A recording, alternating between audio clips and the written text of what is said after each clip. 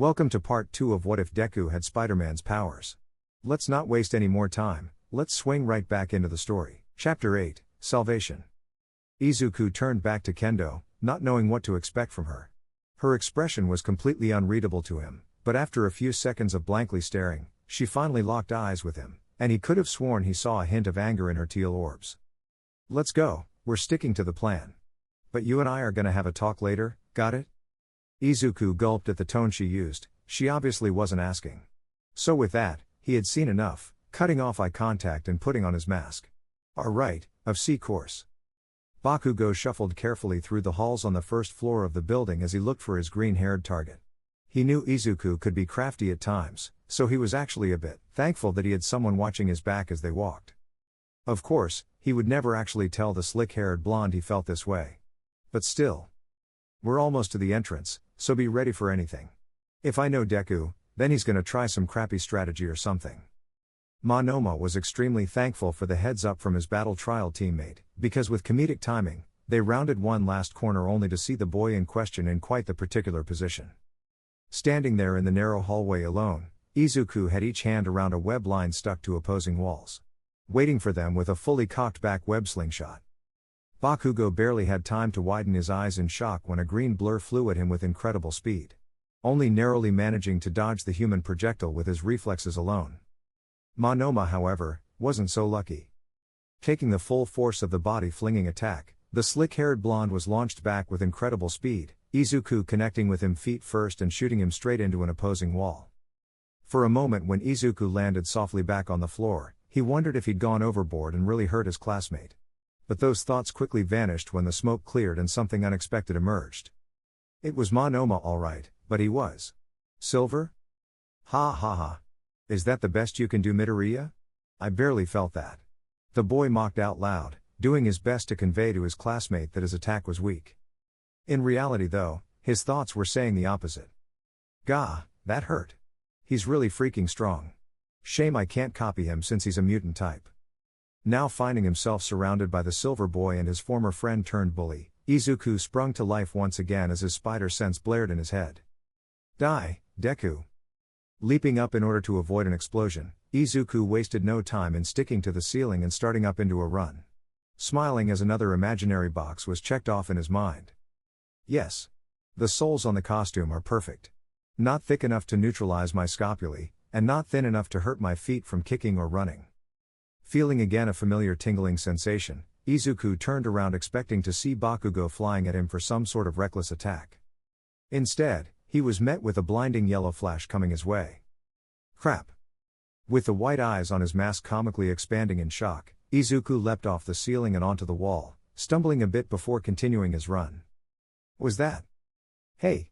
My quirk, Kaminari exclaimed from his spot among his classmates.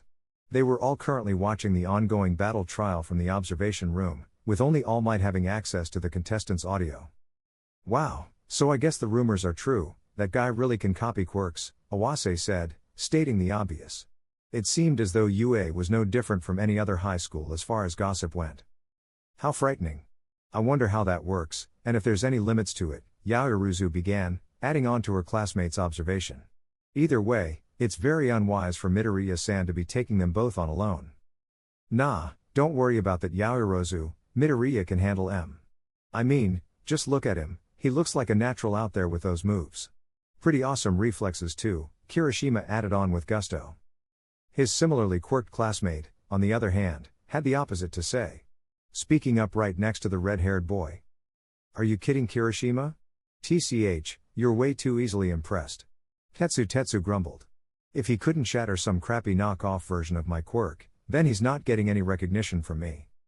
Aw, come on Tetsu, lighten up a little, Kirishima replied lightly. But when the steel quirk user only grunted and turned back to the screen with a snarl, Kirishima sighed and did the same, putting his mind back where it mattered and paying attention to the battle once again. After that, no one else had anything too major to say, just small oohs and ahs as Izuku continued to avoid blasts of electricity. The only person in the room who seemed to be watching the battle with contempt rather than interest was the tallest man in the room, All Might, who only stared down the giant monitor like it had personally offended him. Izuku jumped once more as another bolt of lightning whirred by his head. It seemed as though his spider sense wasn't in the mood to turn off at the moment, which was causing quite the annoyance in the back of his head. Geez, now I know why Peter said he gets headaches from this, it really makes it hard to focus. The superpowered teen thought to himself, as he jumped back onto the ceiling to avoid an angry Bakugo's explosion. This is how things had been going for the last 5 or so minutes. He would get out of range of his former friend's quirk, only to be forced back onto the ground in order to avoid Monoma's wild electricity.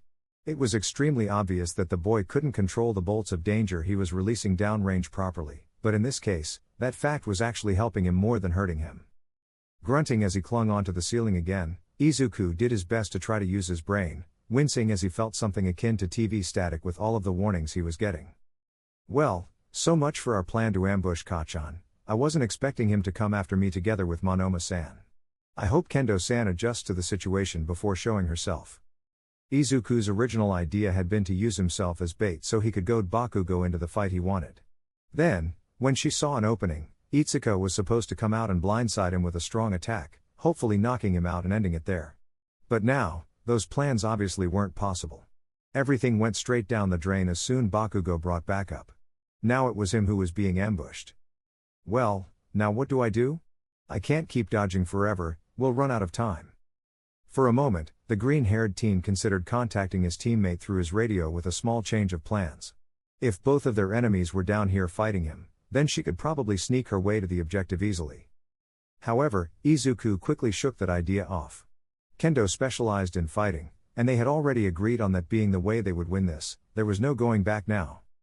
Just as he was about to wrap his thoughts up, Izuku heard commotion begin behind him, and he simply couldn't resist slowing down and turning around to check it out. Bakugo, hold up. Monoma called out suddenly, surprised when his teammate actually listened to him and halted his aggression. What is it, copy crap? Monoma didn't know what made him wince harder, the malice and fury behind Bakugo's words, or the not-so-nice nickname that the boy had chosen for him. Regardless though, he said what he intended to say. We've been chasing him for a while now, but his partner still hasn't shown up. Do you think she went straight for the objective? Bakugo's red eyes pretty much tripled in size when he heard his teammate's words. It was obvious that this particular scenario hadn't even crossed his mind, but it was definitely very possible. Especially when Izuku was involved. And speaking of the green-haired boy, he was perched curiously on the ceiling while his enemies had their little strategy meeting, a small smile growing on his face as an idea came to mind. Hee, Valp, you got us. Good job Monoma-san, if my calculations are on point, Kendo-san should be securing the objective any second now. TCH, no way. You're bluffing. Bakugo snarled. Izuku did his best not to smile as he fell into his act a little more. He really shouldn't be enjoying this, but messing with his former friend was too fun when there was no threat of eating an explosion. I'm not bluffing, Kacchan. Sorry to say it so soon, but it looks like I beat you again. This clearly only poured gasoline on the raging flame that the red-eyed teen was becoming, because soon he was glowering with rage. Come on Kendo-san, they think you're long gone, now's your chance. Izuku pleaded in his mind, hoping his partner would make her move soon. But he wasn't so lucky this time, because before long, Bakugo's rage poured over completely. Copy crap, stand back. What? But what about the objective? We need to get rid of this useless Deku as fast as possible. So stand back already. I'm gonna annihilate this whole hallway. The slick-haired blonde quickly shut his mouth and obeyed, turning tail and running back a good distance right as Izuku's spider sense went into overdrive. What the heck? Now it's almost as strong as when I stopped the robot foot. Luckily, or unluckily, the boy wasn't left in the dark about this new feeling for long. Because as soon as he looked back up at his former friend, he saw that his arm was raised and aimed directly at him. And it didn't take a genius to figure out that the pin the blonde was holding with his opposite hand was threatening a special kind of explosion. The superpowered teen was extremely quick to react and put all the pieces together, once again widening the white lenses on his costume when realization hit him. Those gauntlets must be filled with his sweat. And with all of it concentrated in one area, the explosion it creates is going to be massive. Without wasting another second, Izuku sprung off the ceiling and began web-swinging away from his opponent as fast as his arms would carry him. If he didn't find an exit to this hallway fast, he was going to be toast. Literally. The boy had just spotted an adjacent hallway and was rushing towards it when he heard a familiar voice cry out. Turning around momentarily to face the battle cry, Izuku smiled when he saw Kendo's athletic form jump around a corner and slam Monoma into a wall. He couldn't tell if the boy had hardened to defend himself, but he didn't care. All of his senses were currently flooded with the happiness of his teammate showing up to help him. Until he realized a very important fact. She had only ambushed Monoma, and Bakugo was too far in front of her, she wouldn't get to him in time. Crap. Die, Deku. Boom. Itsuka turned around in a heartbeat at the ear-piercing explosion that rang through the hallway. And the only way she could describe it, was a giant blinding flash of destruction consuming everything in front of her. It was only after she shook the initial shock that she realized her teammate had been completely enveloped in the enormous blast. Midoriya, she yelled, spotting a sadistically grinning Bakugo and staring up towards him. She didn't get the chance to get very far though, because suddenly, a cold metal hand wrapped around her wrist, and it wasn't being gentle whatsoever. Kendo turned around wide-eyed to see a shining Monoma with a nasty smirk on his face. She had seen him display his stolen quirks while she was waiting and watching, but she didn't think he could activate one in time to nullify her punches. Where do you think you're going?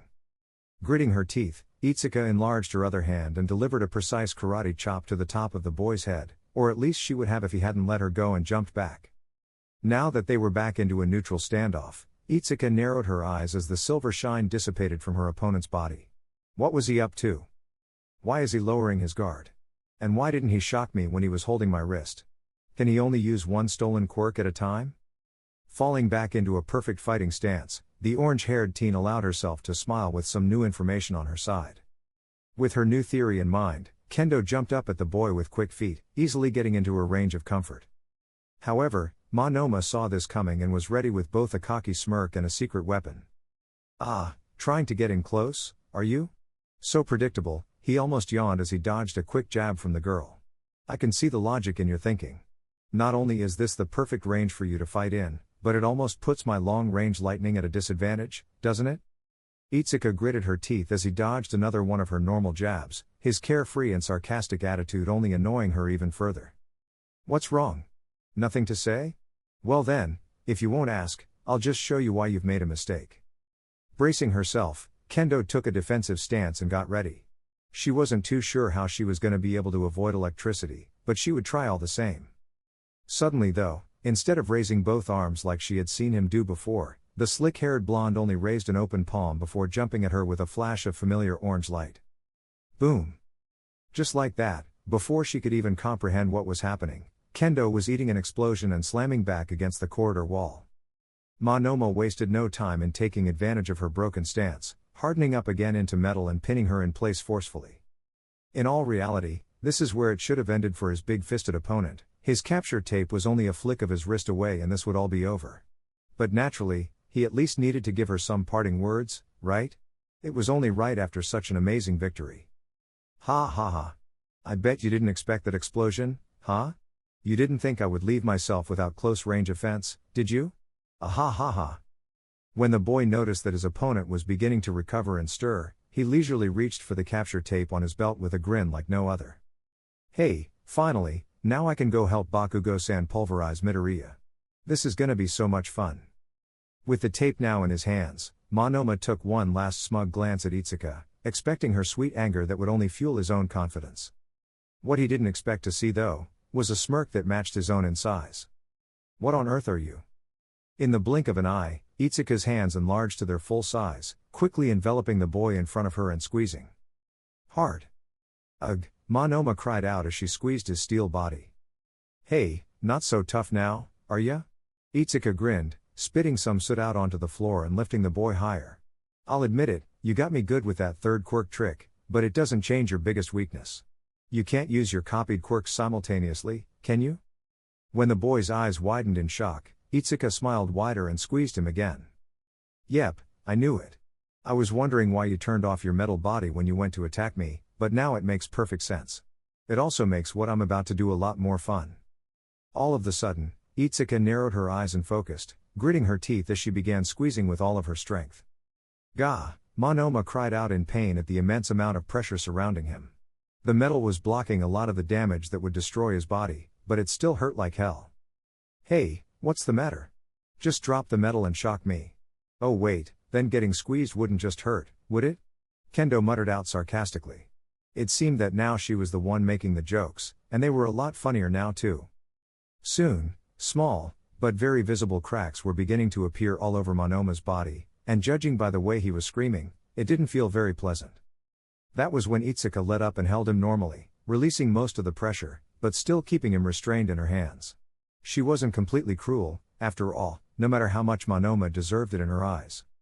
She was about to open her mouth and tell him to surrender to save her the trouble of pulling out her capture tape, but suddenly, a very familiar and furious yell reached her ears, causing her to look towards Katsuki and Izuku for the first time.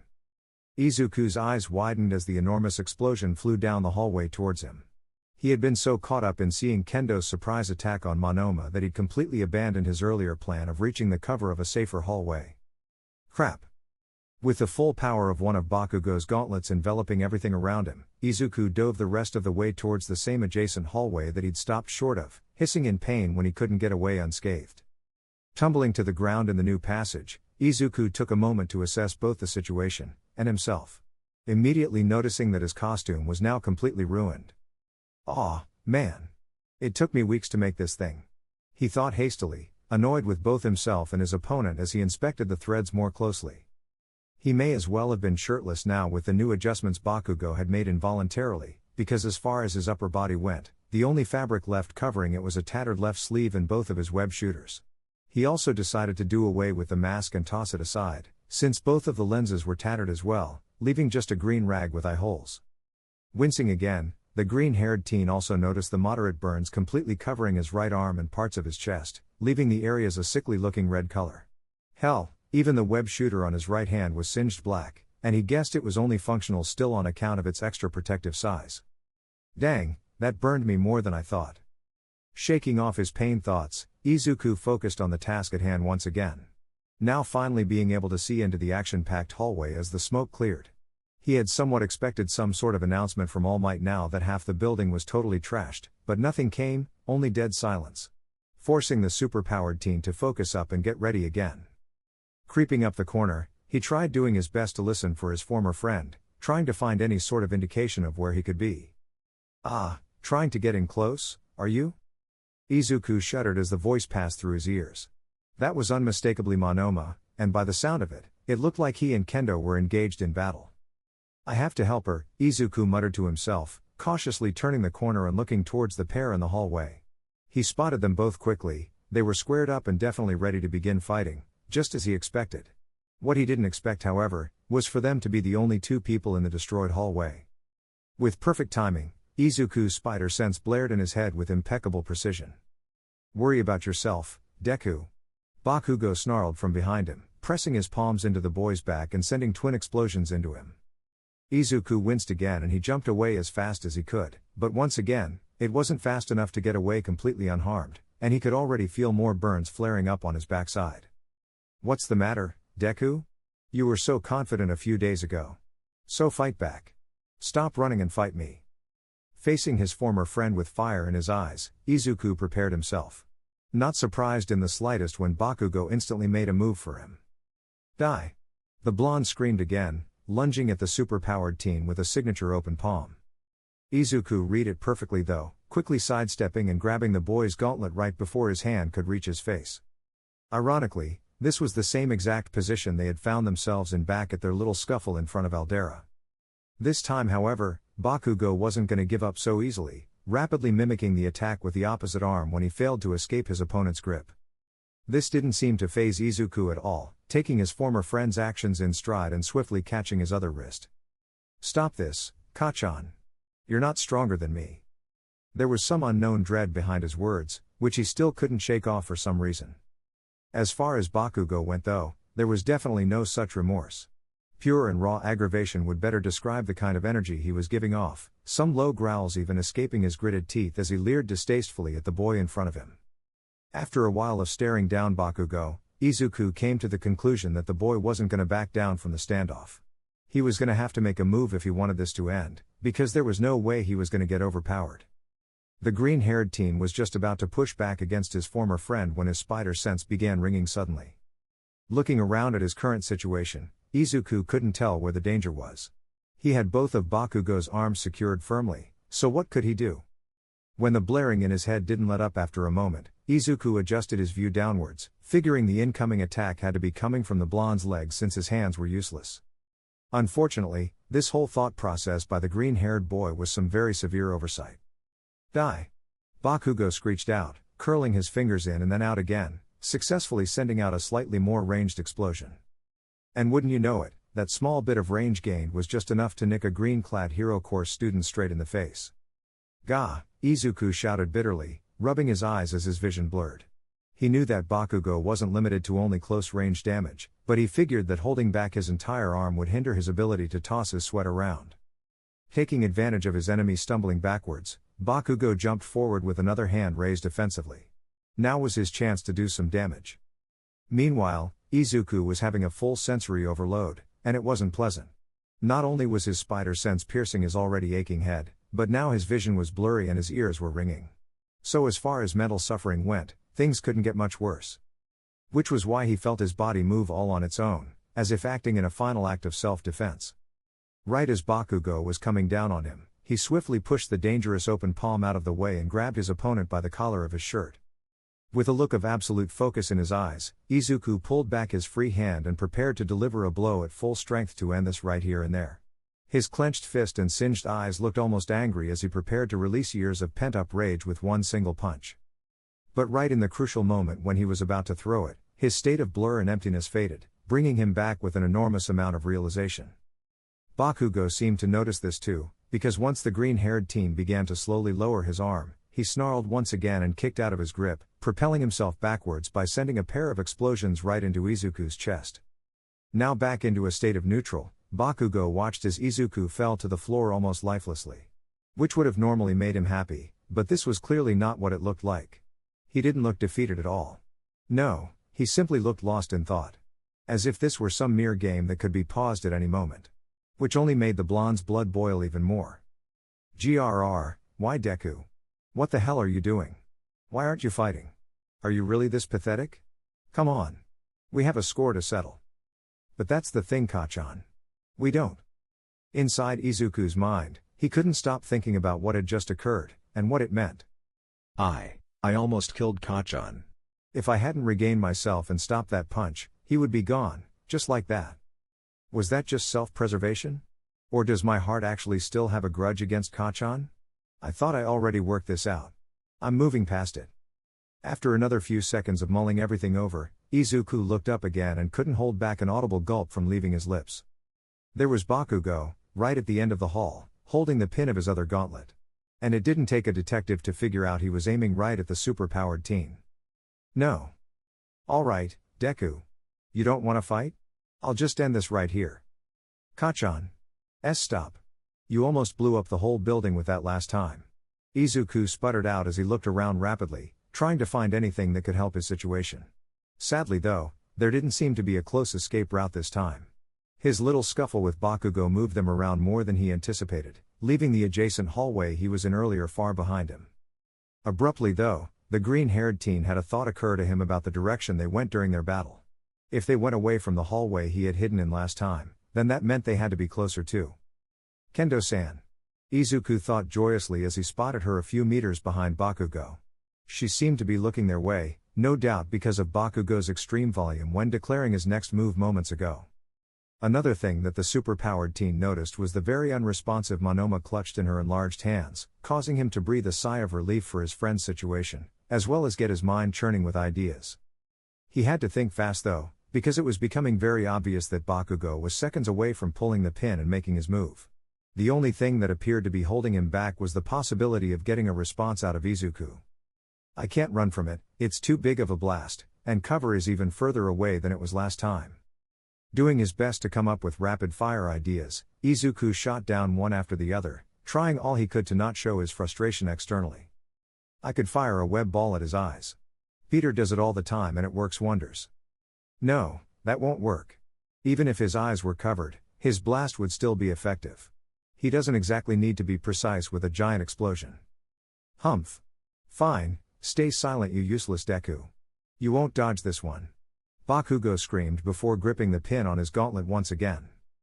Closing his eyes in anticipation, Izuku awaited the horrendously loud alarm bell that would be ringing in his head any second now.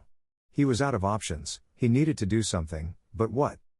The boy was about to cut his losses and just start sprinting in the opposite direction, already cringing at how painful the explosion would feel in his ears. Clang! Stopping in his tracks at the unexpected noise, Izuku slowly turned his body to look at his former friend. Happy that his spider sense still wasn't going off, but also confused by its silence at the same time. As soon as he laid eyes on Bakugo, however, all of the confusion was cleared up. Ow! What was that? Bakugo complained, rubbing the back of his head with both hands where the very hard projectile hit him. This was all well and good, except said projectile wasn't just hard, it was metal. And in fact, it wasn't even a projectile, it was a human being. Nato Monoma to be exact. Are you stupid or something? If you use that attack again, this whole building is gonna come down, Itsuka scolded, only appearing to make the raging blonde even more annoyed. Oh, shut up and wait your turn, man hands. Izuku couldn't really describe what he was feeling right now. Relief? Worry? Pride? Itsuka had just totally saved his butt again, and there she was going head to head with Bakugo like he was just some other jerk on the street. It was impressive. Another thing the boy noticed while the two argued, was something very very familiar about the way Bakugo's gauntlet looked from this angle. He was turned around, but not completely, showing a full side view of his big green support items. And from this particular perspective, they looked a lot slimmer than usual. Almost like shocker. Izuku instantly energized himself and urged his pain away. He couldn't remember the exact issue he had seen this in, but he vividly recalled Peter exploiting a very obvious weakness in Shocker's gauntlets, their own power. Let's hope I have the aim for this. Kendo-san. The green-haired teen shouted out, getting both her and Bakugo's attention. Take cover. Oh no you don't. Katsuki snarled, taking aim onto Izuku again and gripping the pin on his support item. What? Don't you want to fight him together? Kendo urged back, confused by his uncharacteristic behavior. Why would he defy logic like this? Just trust me. Izuku smiled, jumping to the ceiling and running in the opposite direction of both of them. Come on Kachan. Weren't you gonna blow me away? Instantly Itsuka knew he was baiting him, and it made her smile as she examined the situation with new realization. Of course he has a plan. For a second, I thought he was just trying to show off or something. Happy at the new turn of events, Itsuka turned and ran away as well. The last thing she saw before she turned a corner was the back of Bakugo as he cried out while releasing his attack. Die! Right as he heard this, Izuku turned and unstuck his feet from the ceiling, making sure he was falling right as Bakugo pulled the pin on his gauntlet. From here he had a perfect shot of his target. And even though he was upside down in mid-air, he would have to make do. Otherwise, he'd better get used to calling himself Ash Man. The very moment Bakugo heard the satisfying click that came with the removal of his gauntlet's pin, a similar satisfying noise could be heard coming from his opponent's wrist as well, signaling the launching of a singular web ball. And in the small 1-second delay that Bakugo's gauntlet took to release all of his concentrated sweat, one small gooey sphere of web fluid hit its mark perfectly, coating the green support item's front side entirely. Widening his eyes, Bakugo couldn't even let out an entire sentence before everything went white. OSH. Boom. Swinging as fast as he could through random hallways, Izuku looked around for any signs of his partner. They needed to regroup. And while his little shocker trick had worked perfectly as far as stopping the blast from going outwards, he knew Bakugo wouldn't be defeated that easily, not by a long shot. That explosion was massive. And instead of going forward where he aimed it, it all imploded on him. All that was good for though was getting away. I know for a fact that Kachan's skin is resistant to explosions. His mind was running a mile a minute right now, and he couldn't seem to slow it down. At the very least, his actions seemed to have saved the building from being completely ripped apart. He had no doubt that what Kendo had told Bakugo would have absolutely happened if his blast was fired off at full power. And speaking of Kendo, he just about jumped out of his skin when he turned a corner and almost crashed straight into her. Kendo-san. There you are, Izuku exclaimed breathlessly, starting to feel a bit of exhaustion creep in. Midoriya. That was epic. I'm glad you got out of there in time, she said with a large grin, not noticing the burns covering his body until she got closer. Oh my goodness, are you gonna be alright? She asked as she reached out to touch his shoulder before deciding against it. It would probably hurt more than help him. Wincing one more time, Izuku nodded. Putting his game face back on since the battle wasn't over yet. I'm fine, thanks for worrying Kendo-san. And thanks especially for distracting him at the last second. I wouldn't have gotten that idea without a few more seconds of concentration. Hey, it's no big deal. I just threw the closest thing to me, ha. Itsuka muttered sheepishly, scratching the back of her head in embarrassment. Well, thanks anyways. But now we still have to figure out how to beat Kachan. This caught the orange-haired teen's attention, shooting him a small puzzled look. You think he's still up? After a huge explosion like that backfired right in his face? Izuku nodded. Yeah, Kachan's quirk doesn't just allow him to create explosive sweat, it also makes his skin heavily resistant to his explosions. Otherwise, he would hurt himself really often with how destructive he is. After hearing the detailed explanation, it dawned on Itsuka again that Izuku grew up with Bakugo, so he most likely knew everything about him. As well as the best way to approach the situation considering his active mind. Alright then, go over everything you know about him and let's make another plan. My quirk is completely at your disposal, Midoriya, Itsuka said encouragingly with a small wink. Surely this would be easier than their first plan since it was 2 against 1 now. Alright, Izuku stammered. He was still new to positive encounters from other people his age. He briefly wondered if he had built enough trust with Kendo to earn her as a friend, but he quickly discarded that thought. He didn't even know what having a real friend even felt like. Plus, there were bigger things going on right now. Okay, I've got an idea on how to take advantage of his grudge with me. But you're gonna have to do most of the heavy lifting, is that okay? Not hesitating for a moment, Itsuka smirked. Lay it on me. Bakugo couldn't grow more furious if he tried. And it didn't help soothe his anger when he heard his teammate groan in unconsciousness from the floor once the smoke cleared. And now, the topping on the cake, the very best part, was that Deku was gone. This was gonna drive him insane. The only redeeming thought that kept him from snapping was the solid fact that he would absolutely run into Deku before the exercise was up. His team was on offense, so they would have to come back and finish him off if they wanted to win, that was certain. There had to only be a few minutes left in the battle trial. It only dawned on the spiky-haired blonde a few moments later that Izuku and his partner had a very easy, and very accessible alternative to winning this thing. Crap. The bomb. Katsuki remembered as he turned around to begin sprinting, only to be stopped by an array of web balls. After nearly getting hit with one, Bakugo dodged the others relatively easily. Though he had a feeling that they were never truly trying to hit him. TCH, so you decided to come back, Deku. And you brought man hands with you too. Bakugo growled, bending his knees a bit and getting into a defensive stance. He wouldn't be caught flat-footed this time. He was ready for any kind of plan they would come up with. Sorry to keep you waiting, Kachan. Don't worry though, I'm finally ready to take you down, Izuku said somewhat darkly, getting a wide-eyed response from not just Bakugo, but from his teammate as well. Oh, and don't worry about Kendo-san, she's just here to watch. I'm gonna do this alone. And I'm gonna enjoy every second of it. Bakugo growled again as he processed what he was hearing. What had gotten into Deku? He sounded almost sadistic. Midoriya, what are you doing? This wasn't part of the plan. Kendo reminded him, trying and failing to not lose her cool. I don't care about the plan anymore, Kendo-san. All I want right now is to get my revenge on this scumbag. So make yourself useful and just throw me at him as hard as you can. I'll handle the rest. Hell yeah, Deku. Now you're speaking my language.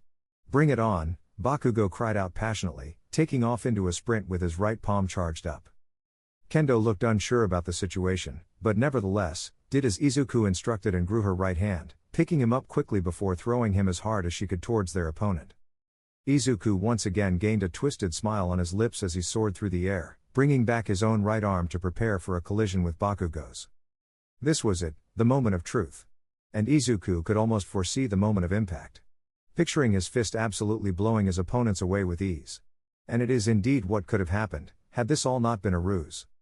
I'm sorry, Kachan, but I'm not ready to face you yet.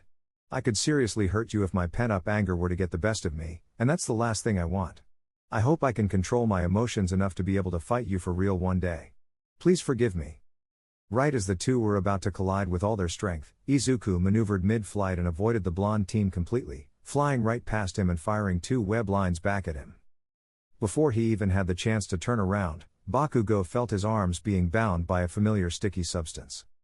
Izuku landed once the tension on his webs held up and stopped his flight. He wasted no time in planting his feet firmly and pulling back on his webs. successfully holding his former friend back by the two web lines connected to his hands. Not being able to turn around in his current position, Bakugo attempted to struggle out of his restraints, but it was no use. He was no match for Izuku's raw strength. His only option now was to try and burn the webs off his hands, but he didn't even get the chance. Kendo-san. Now, Izuku cried out, sounding urgent despite not struggling to hold on to the blonde teen whatsoever. Widening his eyes, Bakugo snapped his head forward, his head churning with realization as everything began making sense. Deku. This was a part of his plan. No wonder he was so aggressive. That little rat. Bakugo was forced to end his raging thoughts there, because before he knew it, a big fist was coming right for his helpless body, and the smirk on the attacker's face made it obvious this would be a finishing blow. Sprinting up to Bakugo with fire in her eyes, Itsuka charged up her enlarged fist and let it rip, making sure to hold back enough to not seriously injure the blonde boy. If it were up to her, she would have punched him straight to hell along with Monoma, but Izuku had specifically told her to hold back for his former friend's sake when they had discussed this elaborate acting plan. Nevertheless, even with less than half of her power, Bakugo dropped like a sack of potatoes. A huge fist enveloping his whole body and shooting him back a few meters before falling lifeless to the floor. Seeing that his plan was a total success, Izuku ran up to his former friend and inspected his unmoving body, Kendo joining him shortly after. "We did it, Midoriya. He took the bait just like you said." Kendo cheered when she got to him. It took all of her energy just to stop herself from pulling him into a hug. He seemed to be in a rather serious mood, so she held back and instead opted for staring down at Bakugo along with him. "Yeah, I'm glad. Thank you, Kendo-san. I'm grateful for your help." Smiling genuinely, Kendo nodded at his response. She was about to open her mouth and tell the boy that it was his plan that won the fight for them, but fate had other plans, because soon, the angry blonde on the floor began twitching. "Ugh." Bakugo grumbled from his supine position on the cold ground. It seemed as though Kendo had held back a tad too much on her finishing blow. Izuku, however, saw this coming. Instantly webbing the blonde-haired teen to the floor and reaching for his capture tape. However, before the superpowered teen could secure the bindings onto him, said blonde had some final choice words for him. "Useless. Deku." Bakugo groaned painfully, briefly struggling against the restraints before giving up and falling back down. "You. I bet you thought that was pretty clever," he continued in a weak voice. "Just you wait, laugh it up while you can, because I won't stop, Deku. I bet you've laughed at me every day for all these years. Hiding your quirk, knowing that you were always stronger than me. Well, enjoy it, because I won't stop until I stomp you like the little rat you are." Izuku was frozen in place, squeezing the capture tape in his hand as hard as he could. "Is that really what he thinks?" "Kachan-I." The boy began before stopping completely. "There's no point. He won't listen to reason right now. And even if he did, what would I say?" Knowing there was nothing he could say to fix things right now, Izuku just whispered out one last line to himself before crouching down and securing him with the capture tape. "I hate that things got so messed up between us." There it is. Izuku, Midoriya and Itsuka Kendo are the winners. A powerful voice echoed through the loudspeakers. "Whoa! That was awesome," Kirishima shouted out to the class as he watched the conclusion of the first battle test. Midoriya and Kendo kicked some serious butt. Totally manly. "Who cares about that? Did you guys see Midoriya's burns?" Hagakure pointed out a bit worriedly, gaining nods from a few other girls in the class as well. This was something a few others wanted to speak up about too, but Sarah was quick to diffuse the tension with another response to Kirishima. They were alright, I guess. Midoriya is a bit unoriginal though." The teen mumbled cheekily. As more words were exchanged about the epic battle that had just taken place in front of them, it was quite obvious that most gossip was about the green-haired teen and his special set of abilities. But that didn't mean that his partner went unnoticed either. Tetsutsu couldn't seem to get rid of the blank stare on his face. Still focused on the screen in front of him, the metal user replayed what he had just seen in his mind over and over again. Not only had that girl shattered through his quirk with nothing but her bare hands, but she also knew how to throw one heck of a punch. As weird as it was to tell himself, there was something that really appealed to him about some rather manly traits that the girl had demonstrated. One thing was for sure, he needed to talk to her when he got the chance. The class went by relatively quickly after that, with most battles not taking anywhere near as long as Izuku and Itsuka's. Although one thing the pair did have to endure though, was an extra aggressive All Might when he and the class explained all of their mistakes. Luckily though, the teacher couldn't focus on the negatives for very long, because many classmates were quick to point out just how well the two had performed together.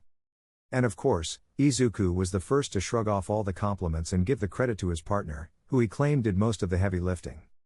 Kendo obviously denied this, saying that he was the one who came up with both plans that allowed her to take down both of their opponents. Either way though, everyone was well beyond exhausted now. The school day was over, and a warm, gentle sunset had made its way comfortably onto the horizon. All was peaceful in the world at UA. In fact, most students had already gone home hours ago. Only one particular attendee was without peace as he slowly walked out of the enormous building. His name was Izuku Midoriya, and he was nervous as heck right now. See, now that the stress of the battle trial had passed, a certain set of words that escaped his lips in the presence of someone very particular were crossing his mind again. And it was really eating him up. He knew Kendo would want answers on what he had let slip earlier, so to put it simply, he had waited back in the support department after school and waited for her to go home without him. She would have no doubt waited for him and confronted him, but now that a few hours had passed, Izuku felt a little more at ease as he walked out of the school building. Which seemed to be a major miscalculation on his part. Humph, so much for your promise earlier. I guess you were avoiding me. Izuku felt a jolt go up his spine at the familiar voice coming from his right, pausing for a moment before turning in her direction shamefully. And shame wasn't the only thing he was feeling either. Severe regret and sadness also panged in his heart when he saw that her face displayed a look of actual hurt. Kendo-san, why didn't you tell me that you had met me already? Did I read things wrong or something? Did you not want to be friends? She asked with a face that multiplied his guilt tenfold. Izuku could feel it in his heart that a moment of truth was coming up. In front of him was an opportunity that he had to take if he didn't want to lose his first potential friend in a long time. Maybe that wouldn't be so bad. Why would she want to be friends with me anyways? There are way cooler guys in our class, why doesn't she hang out with them? Stop that brain. I'm confident now. I know who I am. And I want to be happy.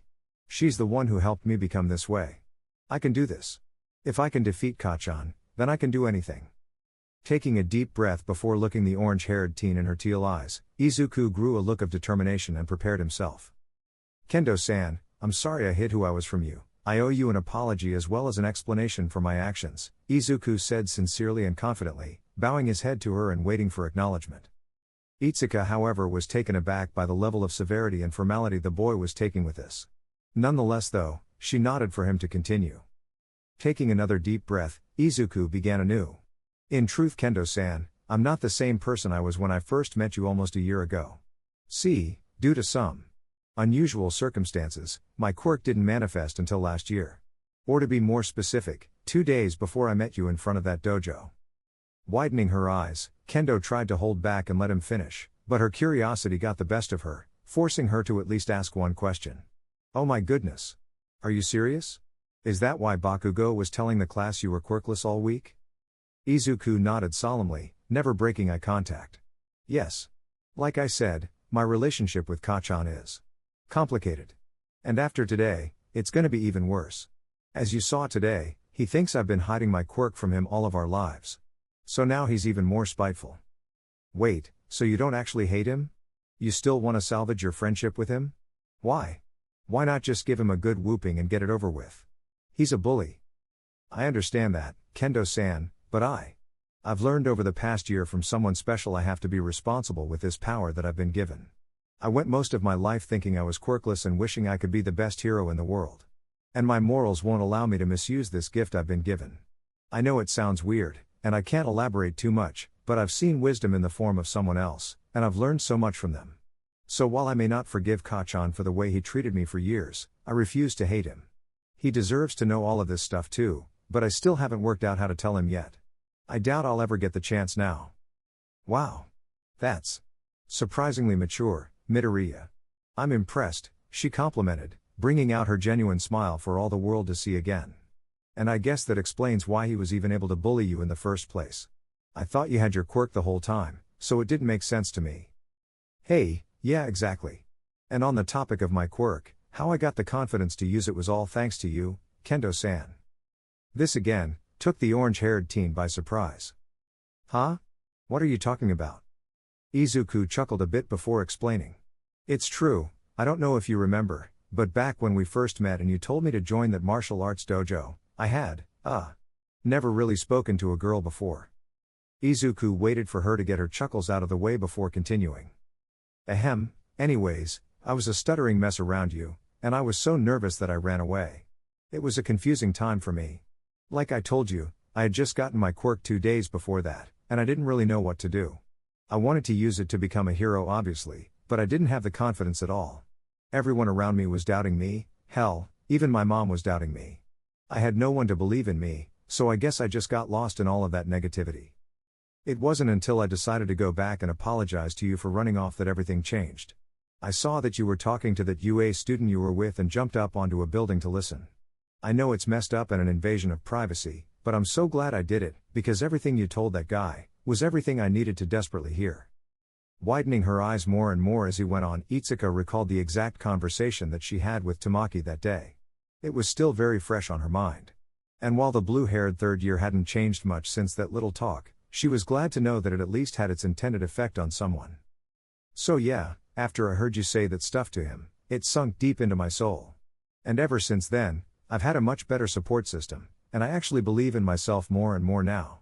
It was just like you said, I needed to be there for myself, because that's who I would always be with at the end of the day.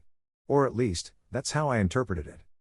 This was so much for Kendo to take in. Had he really been holding all of this back from everyone? She was about to open her mouth to at least say something, but Izuku was dead set on closing his statement first. And so that's it.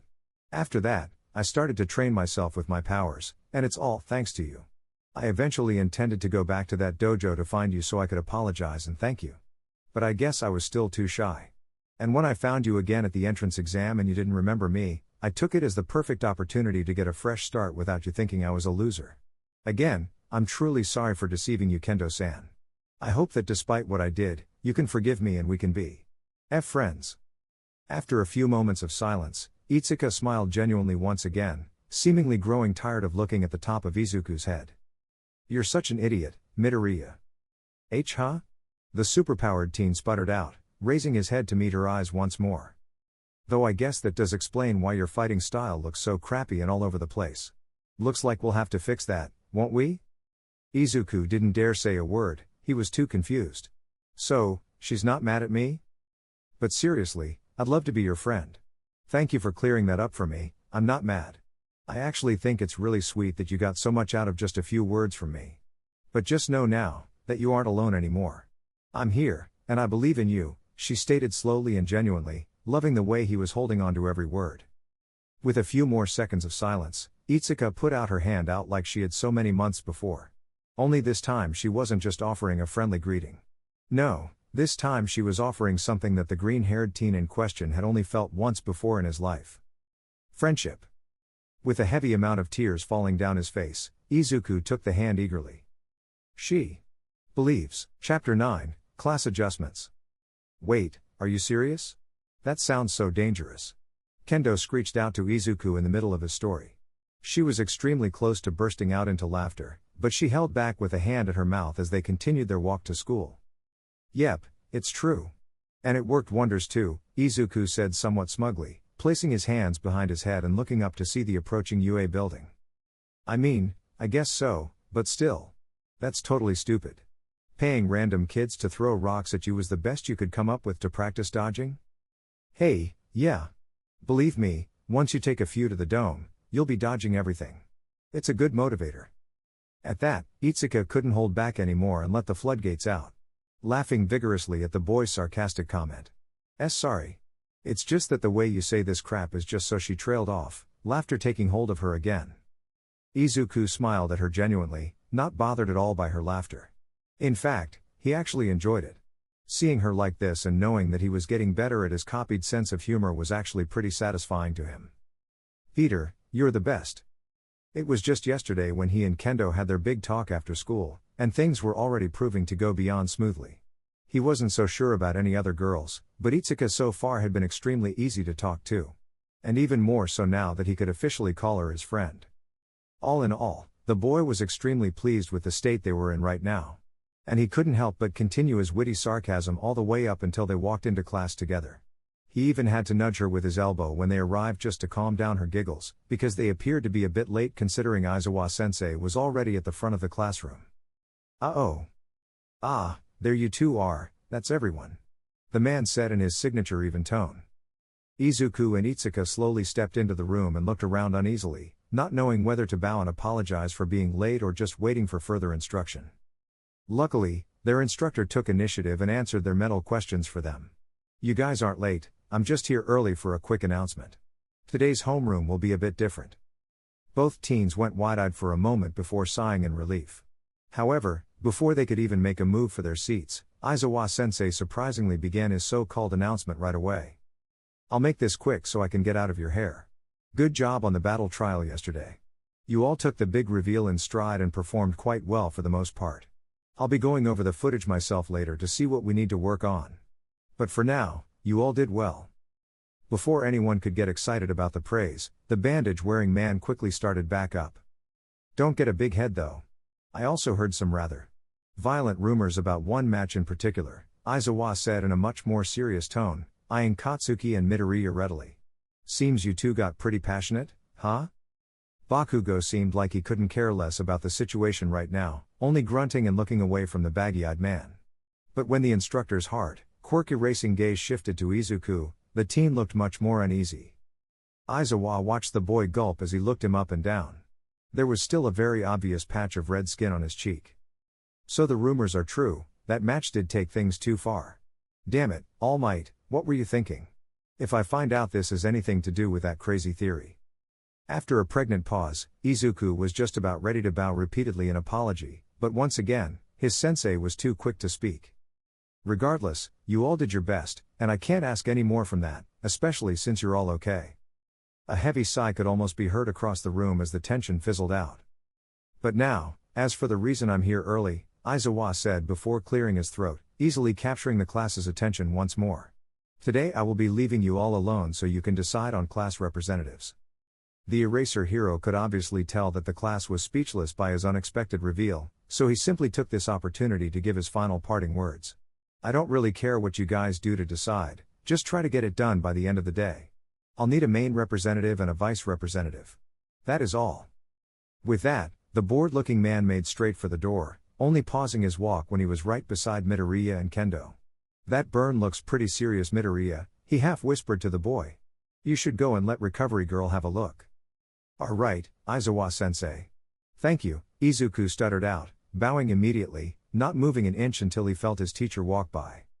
Itsuka, on the other hand, watched the scene with both amusement and mild worry. She had also suggested he go and see the healing quirk nurse yesterday after their big fight had ended. But he simply shrugged it off then too. Of course, she now knew the reason, being in on some more private information. He had taken the time to explain this odd decision to her yesterday as well. These injuries are the first ones I've gotten that are actually somewhat serious. I want to see how my healing factor reacts to them. I'm sure it has a limit, and I want to get a good idea of where it is sooner rather than later. Did she like him using his body like a ragdoll in search of scientific analysis? No.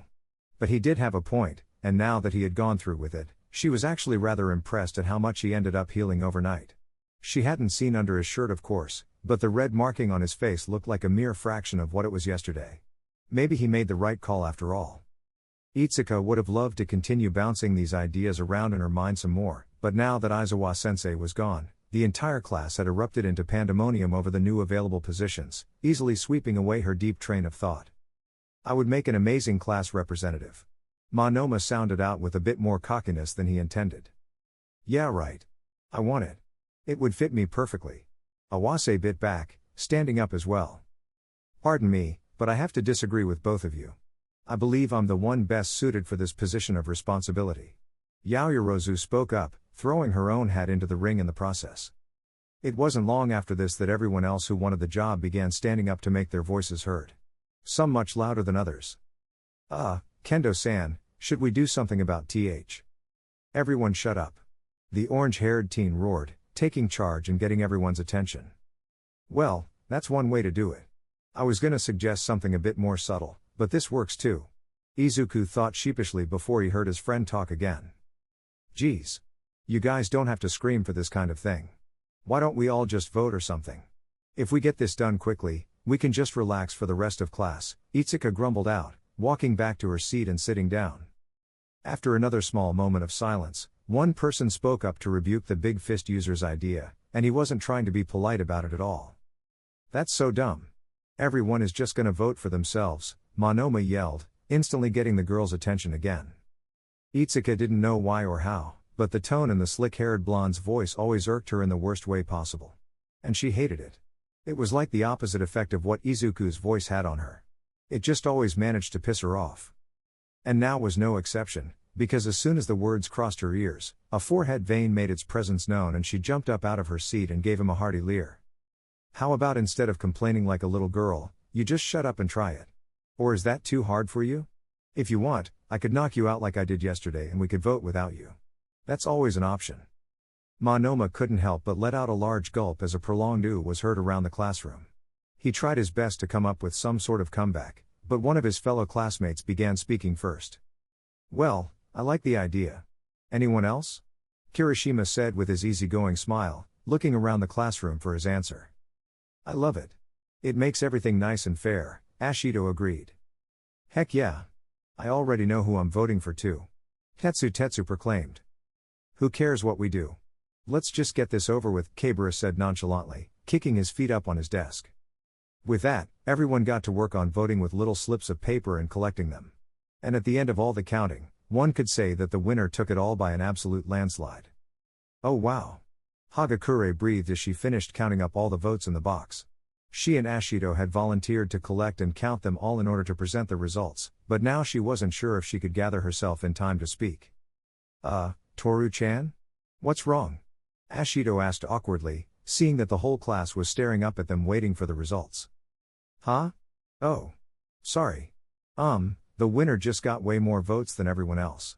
So, with a total tally of 5 votes, the winner of the class representative is Kendo-chan. What? Me?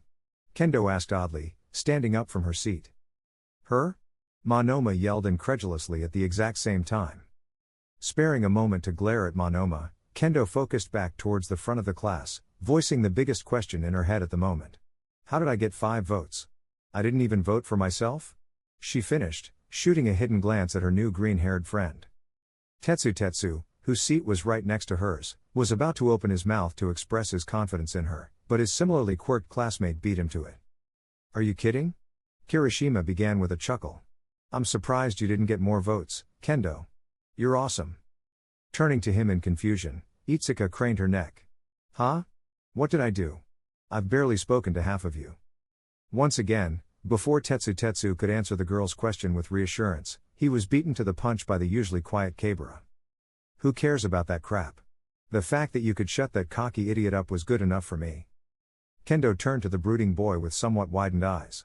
She never thought of it like that, but it made sense. Monoma probably wasn't the most liked guy in the class because of his attitude, and while what she did to keep him at bay moments ago felt normal to her, it probably felt like a big deal to everyone else. Heck, she wouldn't be surprised if those actions won her the election on their own. Hey! What do you mean cocky? Monoma glared at the spiky-haired boy. Everyone ignored him though as Hagakure spoke up once more. Oh wow, it gets even weirder. We have a tie for second place. Both Midoriya and Yaoyorozu got 2 votes, meaning we need some sort of tiebreaker for second place. While Yaoyorozu looked somewhat deflated that she didn't get more votes, Izuku appeared completely terrified. What? 2 votes? Why would anyone vote for me? Ha ha ha. Good one Midoriya. You and Kendo sure are funny sometimes, Kirishima joked again. Wait, that makes perfect sense Midoriya. Kendo looked towards him. I voted for you, so then with yours that makes 2, why is that a surprise? Huh? You voted for me, Kendo-san? I voted for you. Oh. Itsuka tensed out awkwardly, not knowing whether or not to be flattered or confused by the situation. Across the room, a particular amphibian quirked girl looked on at the situation. She didn't regret her vote, not one bit. There was always something oddly familiar that came with watching Izuku move around and talk. She couldn't pinpoint what it was exactly, but she was definitely intrigued. Velp, I guess we have to come up with something then. How about rock paper scissors? Ashido suggested with a shrug. Nah, that's lame. They should fight or something. Now that would be cool. Awase spoke up. Don't be foolish. How are we supposed to fight in a classroom? Yaoyorozu argued, clearly looking more than a little nervous at going head-to-head with the green-haired boy. Meanwhile, Bakugo was doing his best to not blow a gasket at the commotion around him, muttering hushed swears under his breath from only getting one vote. Finally though, after what seemed like far too much bickering, Itsuka stood up to take charge, only to be stopped by the hard gaze of her spider-quirked friend. Nodding to her, Izuku stood up and approached Yaoyorozu, the class going silent almost immediately. What kind of challenge had he decided on? Why Yaoyorozu-san, Izuku stuttered out, clearly still not comfortable talking to the opposite gender. And it wasn't much better on the other end, the female in question not meeting his eyes and looking unsure of herself in every way possible.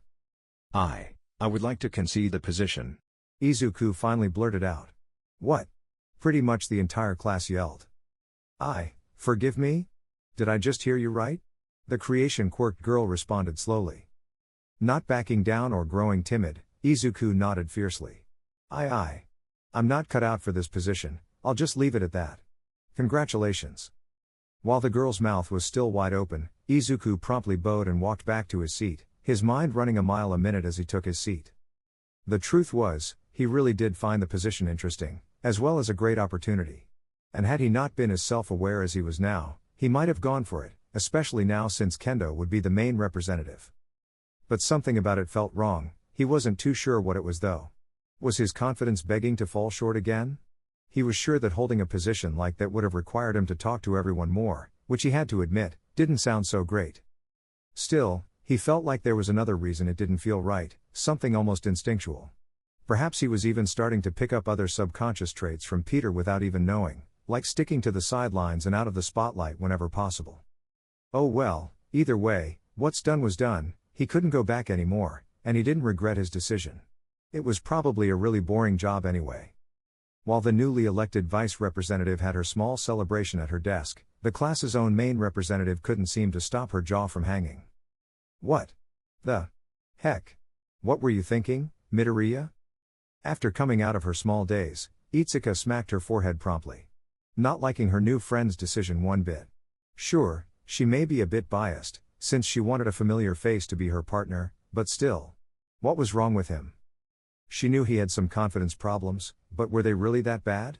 She would have to talk to him about it later. Maybe he had some kind of ulterior motive, yeah, that was probably it. With those last thoughts concerning the green-haired boy fading away, Itsuka stood up to address the class one last time.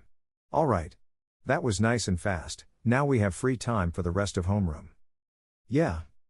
That day had gone by rather quickly at UA, with Class 1A zooming past all of their morning classes, all of them feeling much shorter than usual because of the odd homeroom they had. Right now, said class was filing into the lunchroom slowly, with some students already sitting down and eating. Izuku happened to be one of those students, and it didn't take long for Kendo to spot his green mop of hair across the lunchroom sitting all by himself again. She was right in the process of taking her first step towards the boy when she heard a voice call out from behind her. Hey! Kendo! The orange-haired teen wasted no time and turned around, not completely recognizing the voice that called her. When she finally laid eyes on him, he was walking up to her slowly, with some hands waving behind him at a crowded lunch table. Oh, hi. You're Tetsu, right? She said rather meekly. The boy just beamed though, happy that she had remembered his name. That had to count for something, right? Yeah, that's me. Listen, I just wanted to know if you, wanted to sit with us at our table. You, seem pretty cool to me. I mean us. You seem pretty cool to us. He finally finished, putting a lot more emphasis on his last statement. Itsuka blinked a few times before processing what she heard. Not only was that a mouthful, but he also didn't really do the best at relaying a clear message to her. Either way though, she understood clearly. After plenty of practice dealing with Tamaki and a bit with Izuku, she could decipher just about any kind of speech. Oh, I see. Kendo began, not exactly knowing how to put this. Feeling even more guilty when she saw Kirishima give her a thumbs up from Tetsu's table. Turning around momentarily though, her confidence was quickly reinforced when she saw Izuku looking around for her almost worriedly. Yeah, as if she would abandon him without a second thought. Sorry Tetsu, I appreciate the offer, she said while bowing quickly. But I already have a table. I'd love to get to know you guys more during class though. Sorry again. She ended somewhat abruptly, walking off and finding her friend's table hurriedly. This in turn, left the metal quirk student looking quite awkward right in the middle of the lunchroom. Ooh. Rejected, Ashido giggled along with some other girls at the table. Hey. It wasn't like that.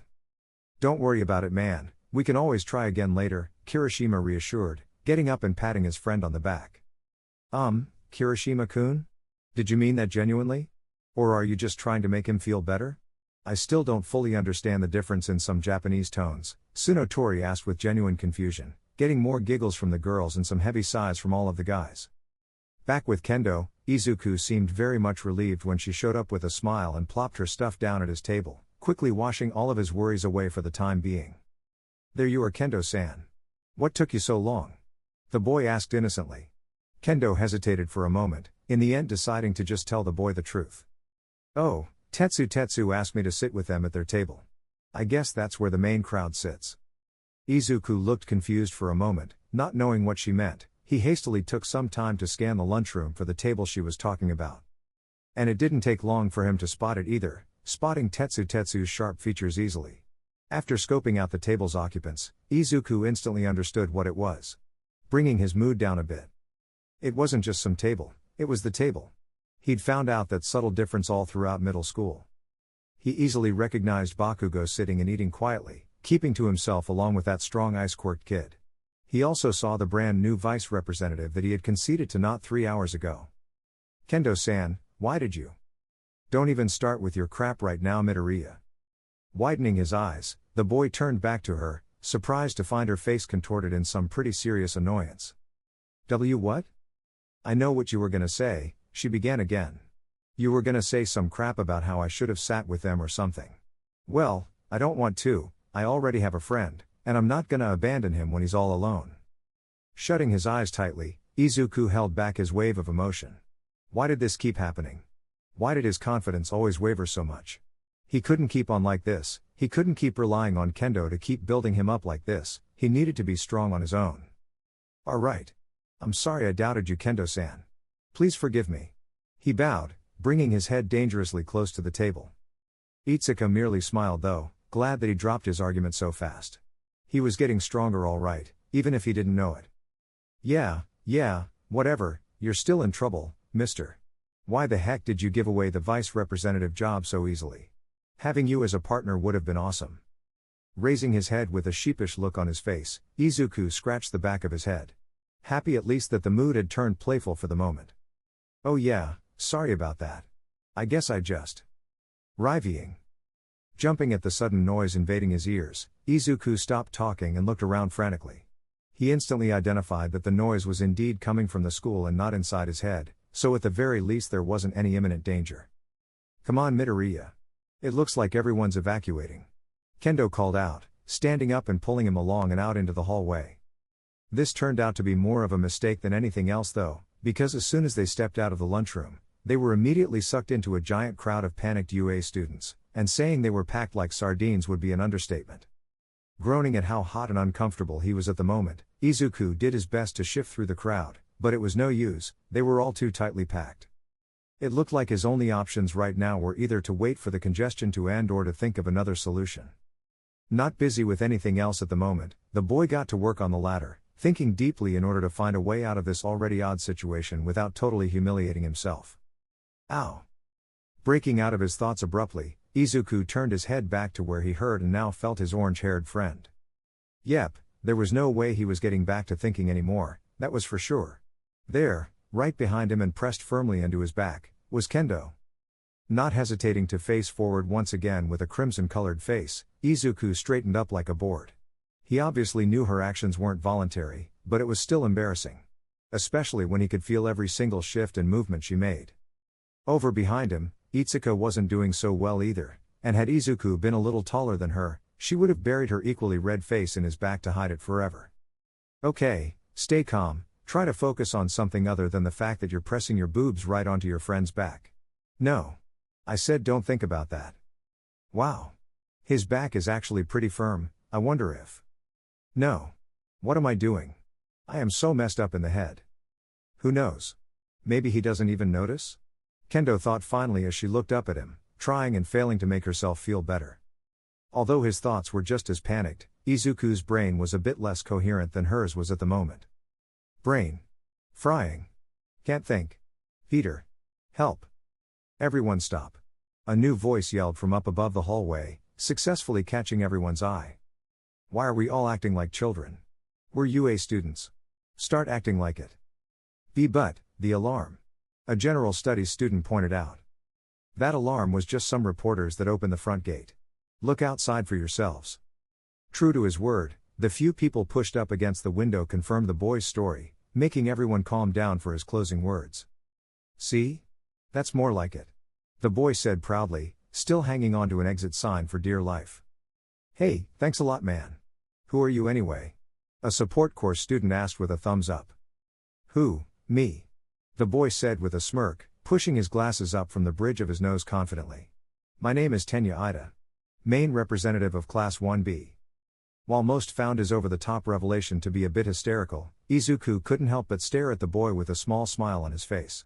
He and Kendo were now at a comfortable shoulder length apart, so he quickly recognized the blue-haired boy to be the same one that helped them out during the entrance exam.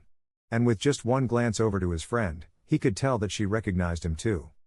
Tenya Ida, huh? Looks like the other hero course class is gonna be pretty interesting too. Chapter 10, Not Expecting the Unexpected. Aw, come on Kendo, we weren't that awesome, we just did what we could since our quirks were so similar. The girl in question looked towards her red-haired friend, smiling while rolling her eyes. Oh stop it Kirishima, you're being too modest. You and Tetsu made an awesome team. Watching you face off against Awase and Mineta was actually interesting. It really made me wonder which one out of the two of you can harden their body more.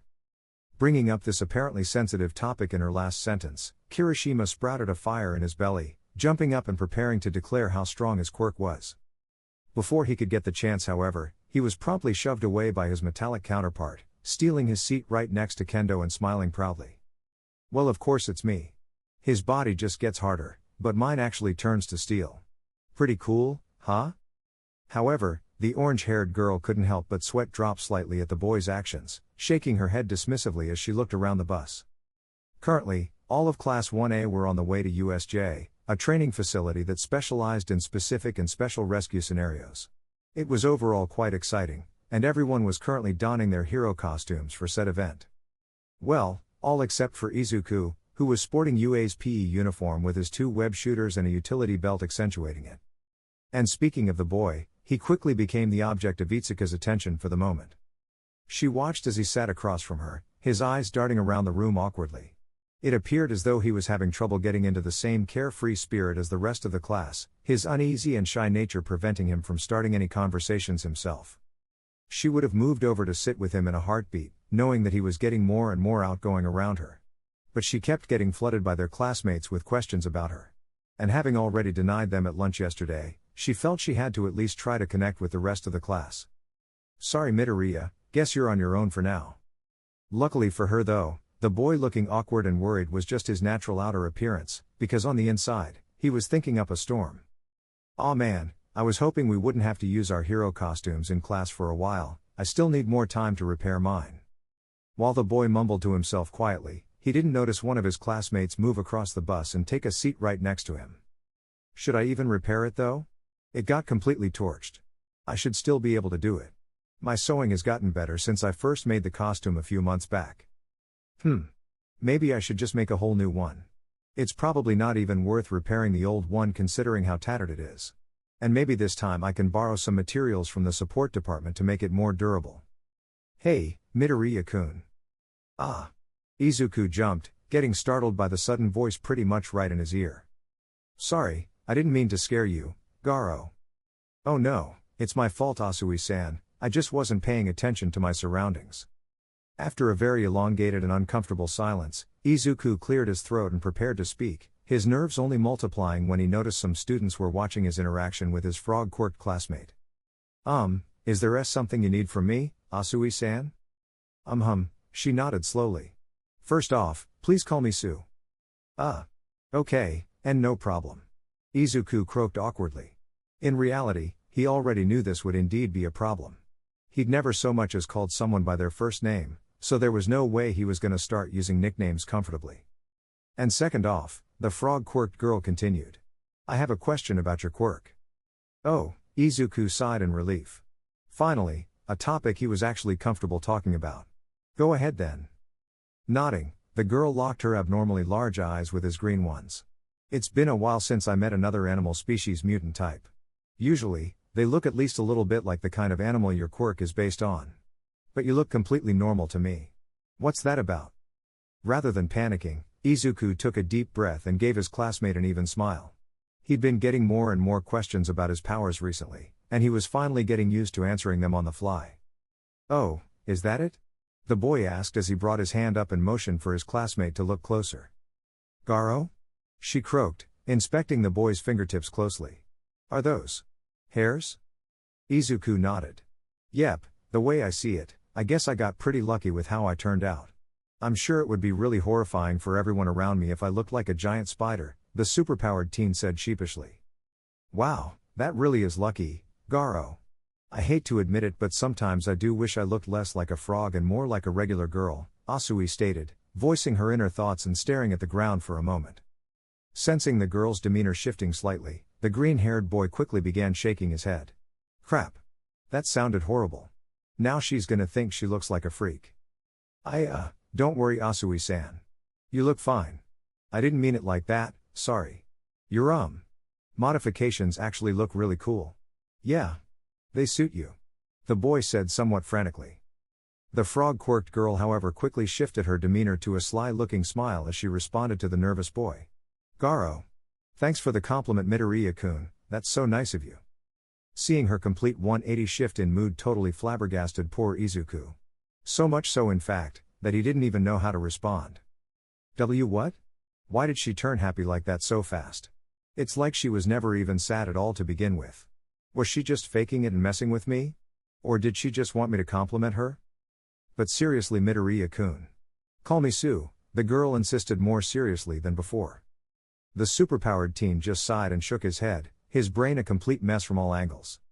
Why are girls so confusing?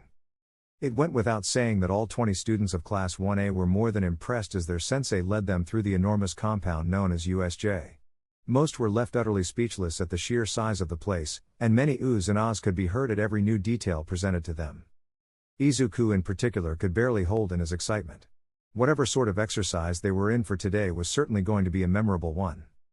However, his cheery demeanor was quickly halted into one of surprise when they made it deeper into the facility, the large presence of two famous pro heroes making themselves known to the group of students. Greetings, my young pupils. Are you ready for an exciting day of hero studies? Almost immediately, many cheers and shouts came from the crowd of Class 1A. It appeared as though the novelty of having the symbol of peace as their teacher had not worn off yet. Yes. Now that's the enthusiasm I like to hear. The large man beckoned on, managing to somehow rile up the students even more. So much so, in fact, that his presence had completely overshadowed the other popular hero that was teaching today. Although in all fairness, any hero would find themselves in the same position when put next to someone like All Might. Wearing a puffy, white space suit and talking in a signature modulated voice, the Space Rescue Hero 13 chose this moment to speak up. Ahem, yes, I second that, it's good to see so much enthusiasm from our youth these days. Wow. It's really 13. An excited Kaminari exclaimed. Being a student here just keeps getting better and better. And for once, much to her surprise, his purple-haired classmate had no reason to disagree with him. You can say that again, Jiro added, smiling along with the boy. Today is gonna be fun. You're right about that, you brats, it will be fun, just not for you. What? All Might grunted, turning around and facing the interruption coming from deeper into the training grounds. Much to his surprise, the symbol of peace had to blink multiple times to make sure his eyes were not deceiving him. But much to his distaste, what was in front of him was no mere illusion. It was reality. There, down at the center of the training grounds were at least 5 dozen villains if not more, and they were all surrounded by what looked like purple smoke. TCH, a teleportation quirk, how frustrating. The number one hero thought to himself with a scoff. Things were already shaping up poorly and they hadn't even been there 5 minutes. No matter, at the very least I still have a plethora of time on my hands. It seems that skipping patrol earlier was indeed a wise decision. Alright, you brats. Prepare to die. After we're done here, no one will be left alive, especially not you all. But the towering symbol of peace didn't even give the man a chance to finish, quickly grabbing the situation by the horns and taking action. Eraserhead, 13, protect the students. I will handle this. Aizawa looked like he wanted to protest, but in the end he kept his mouth shut. As much as he wanted to help clean up the trash that had invaded the school, he knew All Might was more than capable on his own. He also thought it wise to prioritize protecting his students, especially with a teleporting quirk on the field. Also, even though he wanted to protest, the second the symbol of peace gave his orders he was off and flying down the training ground like the giant missile he was. California Smash! All Might shouted, shooting straight into the crowd of villains and causing a massive explosion, taking down a good chunk of villains as if they were bowling pins. Standing up and dusting himself off, the number one hero sharpened up his gaze and patiently waited for the dust to settle. Not surprised at all to hear the sounds of weak groans and general discomfort from the fallen villains. However, he soon found out that his ears could not always be trusted so strictly, because when the dust cloud finally dissipated, he was left looking at only a handful of enemies on the ground and incapacitated, while the rest of the group seemed to have totally vanished. Well, all of them except what seems like their leader and, whatever that is. All Might thought to himself as he stared at a man covered in severed hands, along with what looked to be some kind of genetic monstrosity beside him. He, aren't teleportation quirks the best, All Might? Ah ha ha. Ah ha ha ha ha. Shigaraki cackled maniacally, not caring at all at how unhinged he must have looked.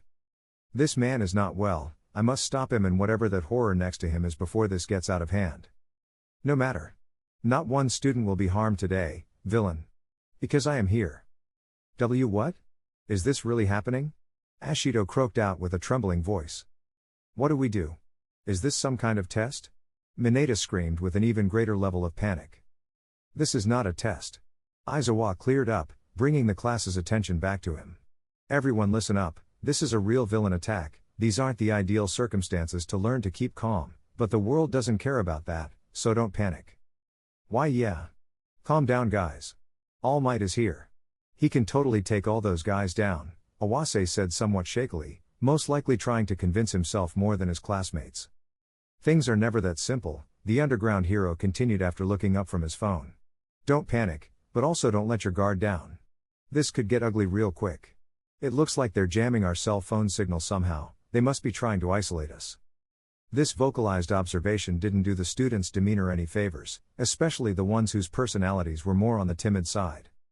This isn't good, Kendo-san, Izuku muttered under his breath, knowing only the girl right next to him could hear him. Surprisingly, the superpowered teen ended up being one of the few students in his class that wasn't breaking down in fear at the moment. Instead, his mind was moving 100 miles a minute trying to figure out what was going on and why his spider sense was going haywire. Huh? The orange-haired teen shook her head, breaking out of her own stupor at the mention of her name. What do you mean Midoriya? Is something wrong? Before Izuku could nod at her like he intended, the fruits of the tingling in his head made themselves known. And not even the pro-heroes at the head of the pack were able to react to how quickly the cloud of mist enveloped around the big clump of students. No. Aizawa thought to himself in frustration as he saw the teleportation quirk manifest around the majority of his class. I can't use erasure on it, his body must be blocked by this purple fog. Without thinking, Izuku did the only logical thing his brain could think of. Rather than attempt to jump out and risk saving no one, he chose instead to roughly shove the two people closest to him, quickly pushing them out of the mist right before everything went dark. I hope one of them was Kendo-san, the boy thought optimistically as he found himself falling with his spider sense on full blast. What's the matter, All Might? Surprised you can't just mow this one down with one shot like you do with every other villain? Pathetic. Said symbol of peace ignored the oddly pale man in favor of focusing on his current situation. Which he did have to admit was turning out to be quite a bit more challenging than he anticipated. At the moment he was locked in a standstill with this creature that the enemy called Nomu, and he was quite curious about how it was able to go blow for blow with One for All. Does it have some kind of shock absorption quirk? As the two titans continued trading blows, Shigaraki couldn't help but continue to chuckle to himself as he watched Nomu's masterful performance. This is pathetic of me. If I were in my prime this would be over in no more than 3 blows. He's really doing it, master. He's going toe-to-toe with All Might. Ah ha ha ha ha. Yes. Fight. Scream. Destroy. End him, Nomu. He doesn't know what a real hero is. A real hero is supposed to scratch, claw and struggle. That's what makes them cool. Not some godlike giant that doesn't have any weaknesses. If only you knew, All Might thought as he continued to struggle, doing his best to ignore the ever-growing pain in his side. Ah! Crap, Nomu yelled as he found himself falling from the sky out of the dark mist. Looking down below through terrified eyes, he could see that he was about to land on the deck of some kind of cruise ship. And worst of all, he hadn't copied a quirk recently, meaning he was screwed. Monoma-san. Over here. Huh? The blonde-haired boy questioned, quickly looking around for a voice until he spotted his frog-quirked classmate falling a few meters above him. The boy was just about to let out a not-so-polite comment about saving him, but it seemed as though Asui wasn't waiting for any sort of invitation, not wasting any time in stretching out her tongue and wrapping it around the boy. Ew. What the? Could you please not complain? Garo, Asui stated as she reeled the boy back to her so they were now falling together. What did you just say? I can't understand you? Unwrapping her tongue from around the boy so that her speech wasn't impeded, the frog-quirked girl repeated herself. I said stop complaining, Garo. At least now we're going to land in the water. Looking down and still struggling to open his eyes from the wind in his face, what the blonde-haired boy saw almost brought him to tears. Ah! There are villains in the water.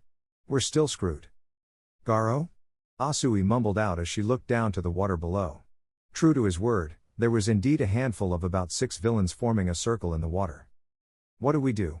I don't have a quirk right now. And those guys look like they have water quirks. They're gonna drown us. Or worse. They'll. Thwip.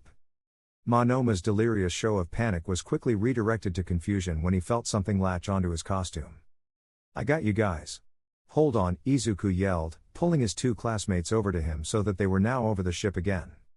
Wasting no time listening to Monoma's new complaint about landing on the hard deck, Izuku shifted out of a nosedive and spread his arms and legs, making himself fall slower and rise above his classmates.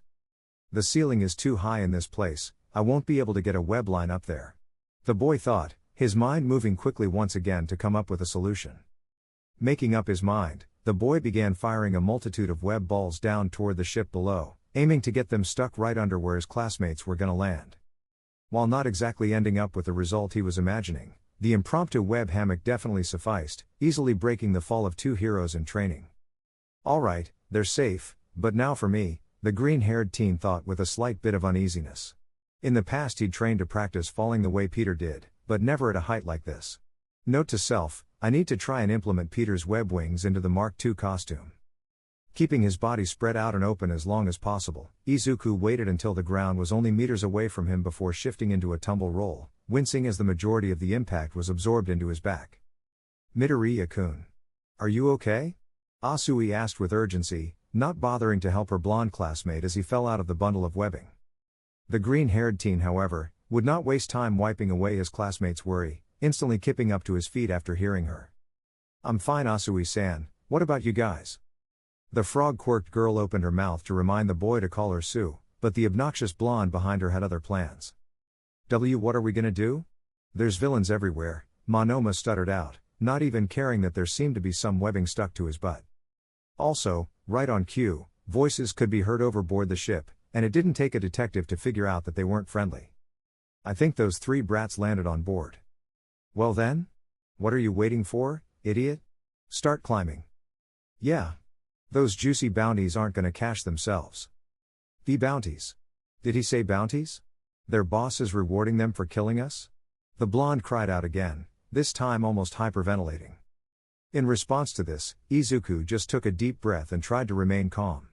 By the look on his 2 classmates' faces, he was gonna have to be the level-headed one here, which surprised him, since usually he was the one ready to rush back into a shell. Alright guys, listen up, we need to fight these guys off and get back to our classmates in trouble. Trust me, I'm freaking out on the inside too, but if you try to just focus on saving the class, it helps the nerves go away. Asui simply nodded, her eyes focusing on the boy as she gave him her undivided attention. Monoma, however, looked a little more hesitant, but nevertheless, he too knew the urgency of the situation, so he just gulped and nodded as well. What's the plan, Midoriya? Carolina smash.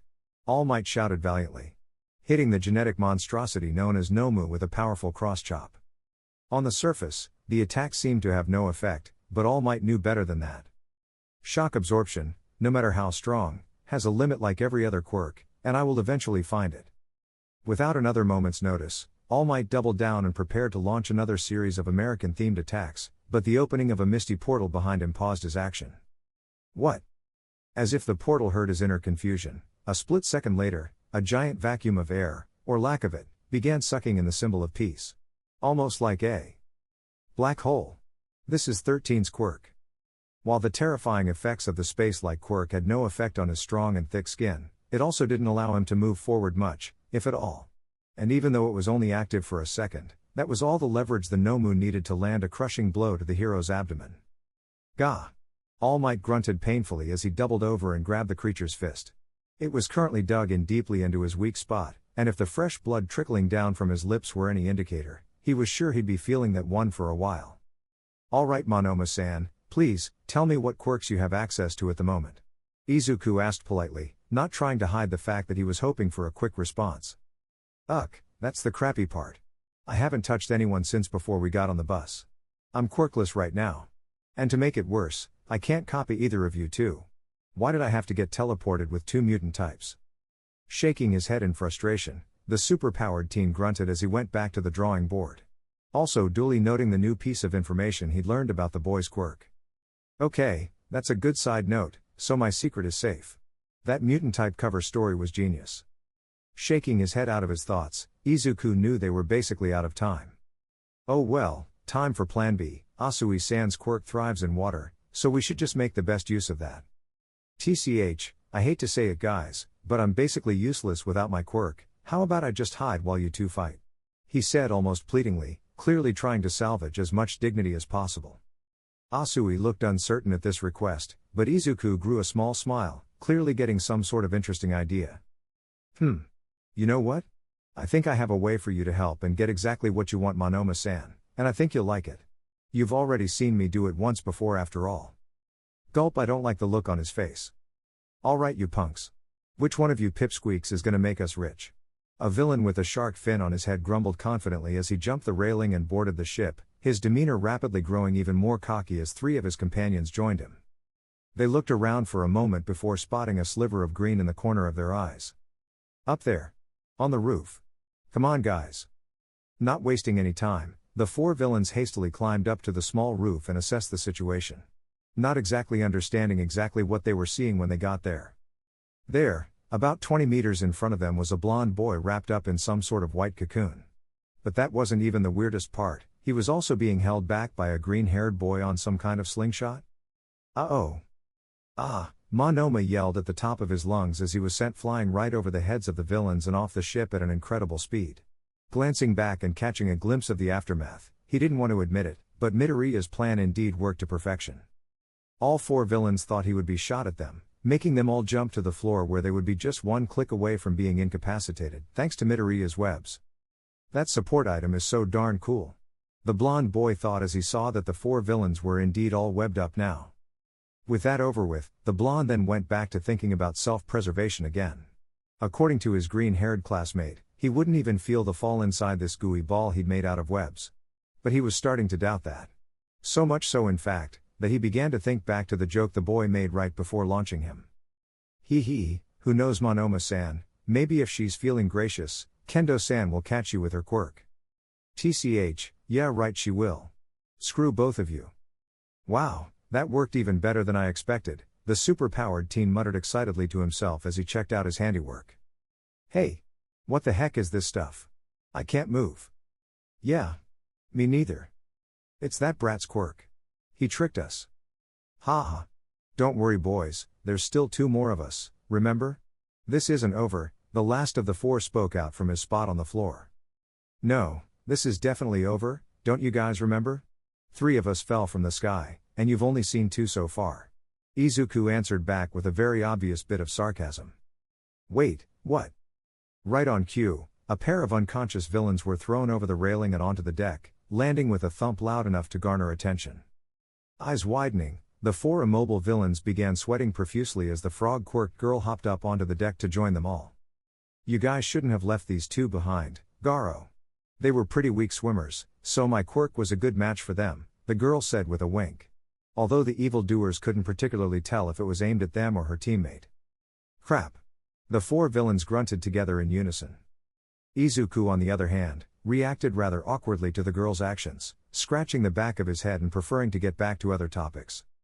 Hey, good job Asui-san, the boy muttered, walking over to the last two unconscious men and pressing his middle and ring fingers to his palm.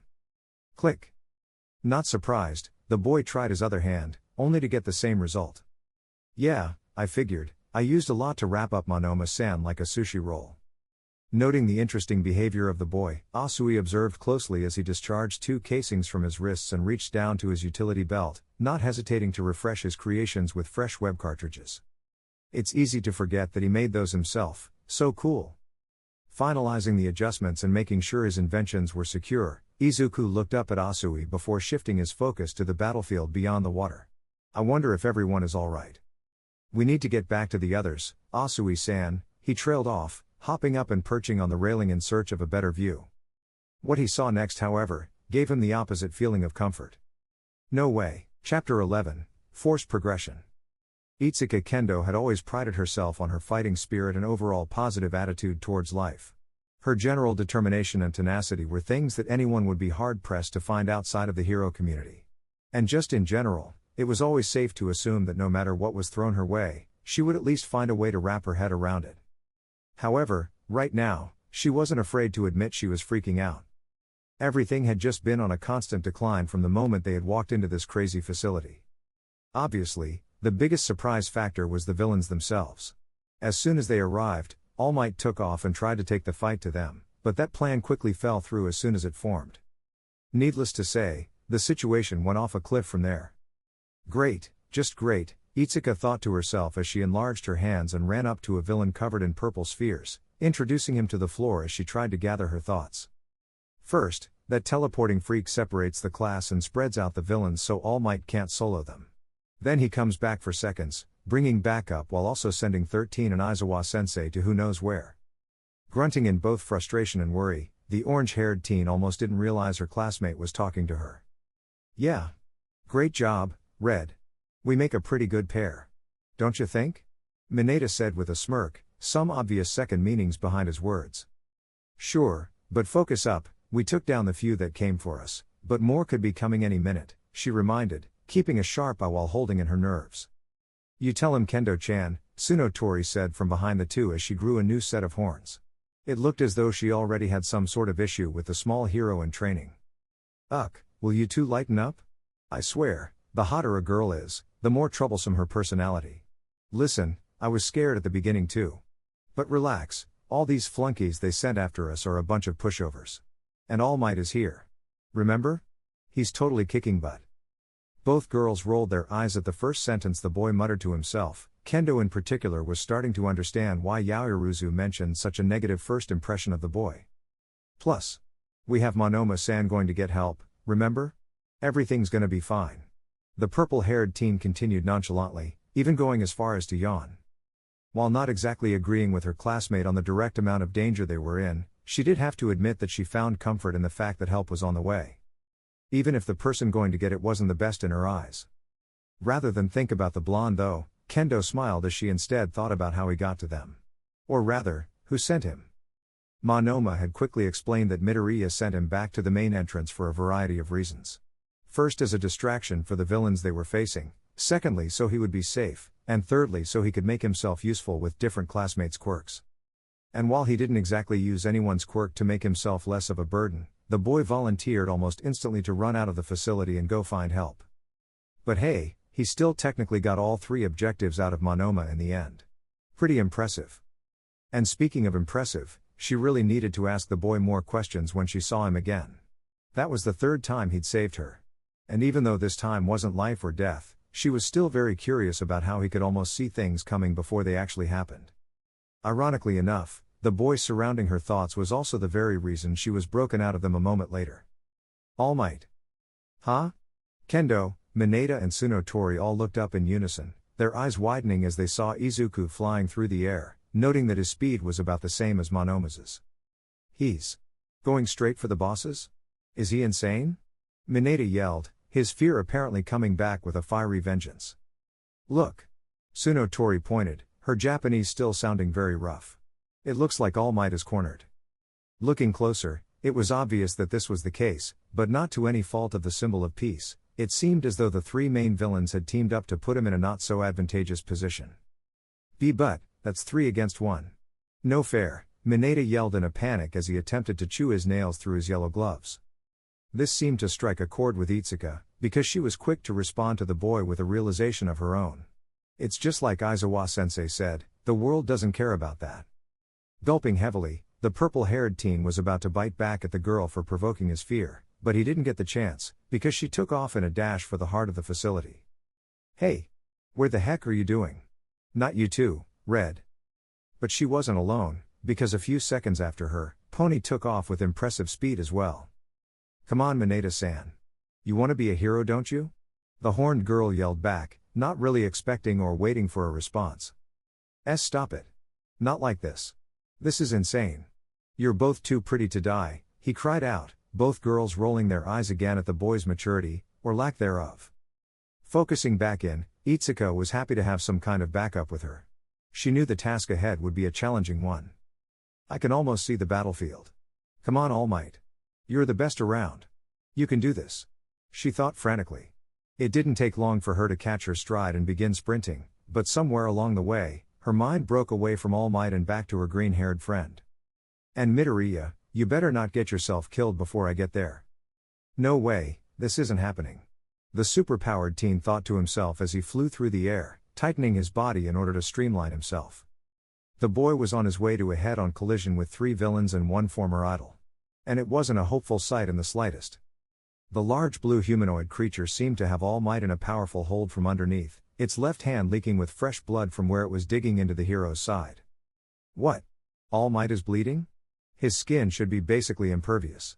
They must have caught him by surprise. But still, that doesn't make any sense. Realizing he was getting lost in thought, the boy shook his head and forced himself to focus. Okay, focus, Spider-Man, All Might needs you. It looks like that huge monster is halfway inside the teleporting mist. And now that scary hand guy is approaching too. What's the plan? Wait. Scary hand guy? Og. All Might choked out, spitting up more blood into the air as the grip of the Nomu tightened. Ah ha ha. How do you like that, you fake? Shigaraki cackled once again, very much enjoying himself as he approached the symbol of peace in his helpless position. Crap, to escape this I'll have to use more power. I only hope it doesn't burn up all the time I've saved today. Prepare to die. You false symbol of peace. The deranged leader cried out, reaching out with one hand and placing it firmly on the number one's elbow. Instantly, All Might knew how dangerous the man's quirk was. Whether it was the sight of his highly durable costume being turned to dust, or the feeling of his skin going numb, he knew he was in trouble. Getting ready to power up and break free at the expense of his body, All Might tensed up and gathered his energy. Preparing to cut loose and deliver an all-out attack. All Might. Huh? Both Shigaraki and Kurogiri questioned as they turned to the source of the newfound disruption. Needless to say, both men were flabbergasted when a flying teenager adjusted himself in mid-air and shot a pair of web lines at Nomu, pulling himself toward it at an incredible speed. Those look like webs, Shigaraki thought darkly, his instincts clearly reminding him of something that his mind couldn't quite catch up to. Of the 3 men present, however, none were more surprised than the symbol of peace himself. Why young Midoriya? Now propelled even faster by his arms, Izuku realigned his body, shifting from flying head first to feet first, no longer holding anything back considering his target was an All Might level villain. The boy's brain couldn't really fathom what was happening anymore. He was pretty sure he recognized the leader of this group of villains, but he had no time to worry about or process this, because All Might was in trouble. When the boy finally did land his very own spider version of a drop kick, he surprised himself with the results. Not only was he not used to putting all of his strength into one attack, but he also wasn't quite prepared for how solid his target would be. What the heck? How dense is this guy? The superpowered teen thought incredulously as he felt the impact in his legs. While the sheer sturdiness of the creature was obvious after his feet made initial contact, Izuku's full power and momentum combined were easily enough to knock the monster back and out of the purple mist it resided in. In the blink of an eye, All Might felt the grip of the monster vanish completely, easily allowing him to get back on his feet a moment later. Turning to his student with a satisfied smile, the symbol of peace looked impressed as Midoriya stood atop of the Nomu. Incredible, young Midoriya, I'm unsure if I should be impressed that you have the strength to knock down that monstrosity, Or more so confused that it's you who's helping me. Grabbing his left side with a grunt and dusting off his costume's residue on his elbow, All Might shrugged and took a fighting stance once again. Not hesitating to give his student a signature smile. Thank you, young Midoriya. I am ever grateful for your assistance. I only ask now that you stay on the defensive and allow me to handle this. This has gone on long enough. Nodding at his teacher with a kind smile gracing his lips, Izuku aimed his web shooter downwards and gave the Nomu a healthy dosage. Alright. I'll stay out of the way. The boy said slightly, the reality of the situation in front of him beginning to set in a bit. I really just did that. Awesome. You bastard. That's my Nomu. How dare you sully his artificial body with that disgusting quirk of yours. Get that sticky white stuff off of him. Shigaraki complained, his other ally, Kurogiri, now by his side as well. While still trying to keep his head in the game, the green-haired boy almost chuckled at the villain's choice of words. He already knew without a doubt that Peter would have had a field day with that comment. Young Midoriya, All Might boomed in his heavy voice, instantly breaking the boy's thoughts. Be very wary of that man with the severed hands all over his body. Do not let him touch you, I suspect he has some sort of corrosion quirk. Understood? Understood, All Might. I'll keep my distance. The symbol of peace nodded to the boy, smiling even more when he saw him jump up and out of the way of the fight. Perhaps I was too hasty to judge him. Texas smash. The oversized man cried out as he pushed his fist through the air. He would have all the time in the world to think about his conspiracies later. Right now, it was time to protect his students. Shigaraki-san. Get closer. Kurogiri began only to be silenced by a ball of webbing hitting his head. What? Shigaraki yelled in frustration as he looked up to where the boy had jumped. He seemed to still be in mid-air, as well as far away from the action, but that didn't necessarily mean he wouldn't help. It was at this point that the hand-themed villain finally got a good look at the boy, and not just his appearance either. No, the particular detail that had his attention right now was the action the boy displayed with his fingers in order to rain hell on them with his projectiles. They are webs. They're coming from the devices on his wrist. However, the evildoer's internal revelation was cut short by the massive gust of wind from the symbol of peace's attack pushing them off their feet and into the air. Gah! No! Do something, Kurogiri. Og! I can't, Shigaraki-san, the wind is too strong. Landing on his feet with a small thud, Izuku observed as the villains were blown away, finally letting his thoughts settle on the man who appeared to be their leader. I know that's him, I will never forget that day. But what did it mean? Why were these people here at UA? The boy doubted that they were here for him, that would be way too much of a coincidence. I should report to Aizawa-sensei that I know these guys, it's the right thing to do. But wait, then that might lead into more questions about my powers. Young Midoriya. Watch out. Huh? The green-haired boy jolted as he broke from his thoughts to a loud familiar ringing in his head. Turning just in time to widen his eyes in fear, the super-powered teen gaped as a large, blue fist came crashing down on his midsection, sending him flying down the battlefield. No.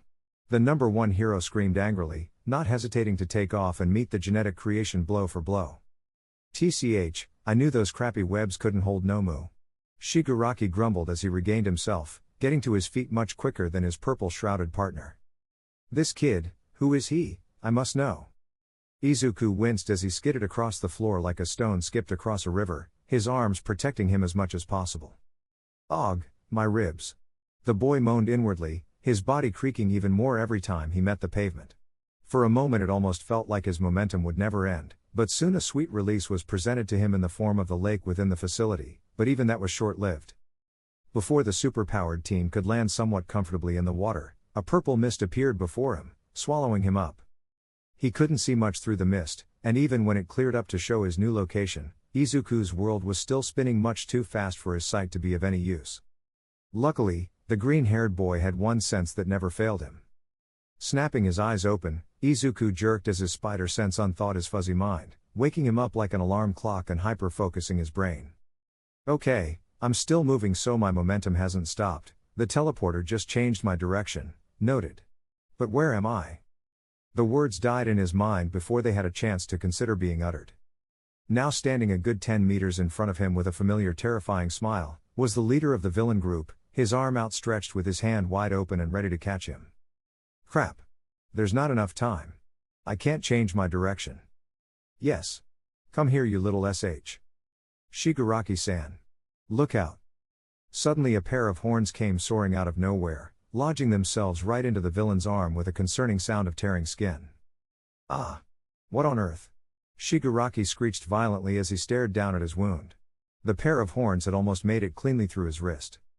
For a moment, the evildoer appeared to be considering whether or not to pull the horns from his damaged appendage, but something quickly derailed his train of thought. Hiya! Kendo yelled from behind as she delivered a powerful slap with an enlarged hand. It seemed as though sending people flying with attacks was the common theme today, because pretty soon it was Shigaraki skidding across the pavement. I've gotcha, Midoriya. The orange-haired girl focused quickly on her flying friend, not hesitating to enlarge her other hand and catch the boy as softly as she could. Landing as softly as one could inside a giant pair of hands, the super-powered teen did his best to grin. Ugh, Kendo-san, that was amazing. The boy groaned out through very visible pain. The big fist user matched his smile, gently placing her friend onto his feet before assessing his many visible bruises. It's no problem, Midoriya, I owe you for all those times you saved me. Are you okay? Hee, yeah, I'm fine, he said, attempting to straighten up before wincing in pain. That huge monster definitely broke a few ribs though. Gonna feel that one in the morning.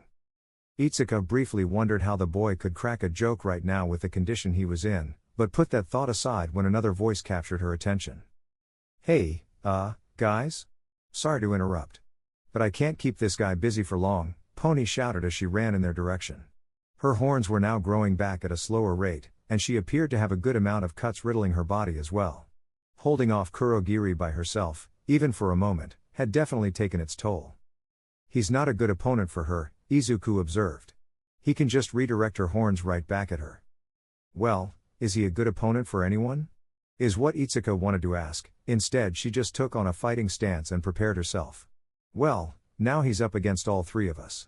Let's see how good those odds are. Despite how grim the current situation looked, Izuku couldn't help but smile at his friend as he too adopted a fighting stance. Thanks again for saving me, both of you. As the pair prepared themselves to fight alongside their classmate, Shigaraki could be seen a little ways away picking himself off the floor with muttered profanities. Og! I hate these kids. The villain leader cursed under his breath as he assessed the battlefield. The three students who had gotten involved were all currently confronting Kurogiri, if you could even call it that. Running around and just barely avoiding him was a more accurate description. But that didn't matter as much to the deathly pale man. No, what really concerned him was the fact that the fight between his Nomu and All Might was now reaching its climax, and it was very clear the creature was on the losing end. I will not allow you all to harm any more of my students. The symbol of peace shouted, his anger boiling over into his punches causing his opponent to falter. No. Nomu. Shigaraki screamed to no avail. Even Kurogiri stopped his assault on the heroes in training to pay attention, his surprise shown on his face as well. With everyone's attention on the conclusion of the battle, All Might didn't hesitate to end things quickly. We must go beyond. The number one hero bellowed, his punches speeding their pace and his teeth gritting. Having already fallen off tempo from the barrage of attacks, Nomu could do nothing but stand there and endure the cluster of earth-shaking punches from the symbol of peace. Said symbol of peace noticed this and quickly realized that the creature's shock absorption was at its limit, granting him a clear path to wrap this fight up. Plus ultra, he shouted out with more passion than ever, reaching back with his right fist and preparing a finishing blow. All around the battlefield, pairs of eyes were glued to the action, and none were more curious as to how the fight would end than Izuku Midoriya. The boy really did try to look away from the action. After all, he should have been focusing on the task at hand, which was evading Kurogiri. But even the purple-shrouded villain was gawking at the scene before him. That's why the superpowered teen was somewhat confused when his spider sense began going off with a villain in plain sight. Already knowing what he needed to do, Izuku took action, shoving a very distracted pony away from him and tackling Itsuka, who was a bit further away in the opposite direction. All before an enormous glacier came crashing through the battlefield right where they all stood a moment ago. After that, everything blurred together. With loud sounds beginning to blare all around, the boy's senses overloaded as his head began to throb. Valp, I hope I pushed Tsunotori-san far enough away from the ice. At least Kendo-san is okay. Feeling the girl shift around under him, Izuku let his eyelids fall heavy for a moment and just relaxed, his mind moving a mile a minute trying to distinguish all the sounds around him through his raging headache. He could have sworn at one point that he heard the glass from the ceiling take a massive hit, along with chatter and some explosions signaling the arrival of other students. Where the heck are all the villains? A revved-up Bakugo demanded to no one in particular. Fluttering his eyes open at the familiar voice, Izuku noticed a frazzled head or orange hair directing its attention toward him. Darn it, Midoriya. How do you keep doing that? Are you okay?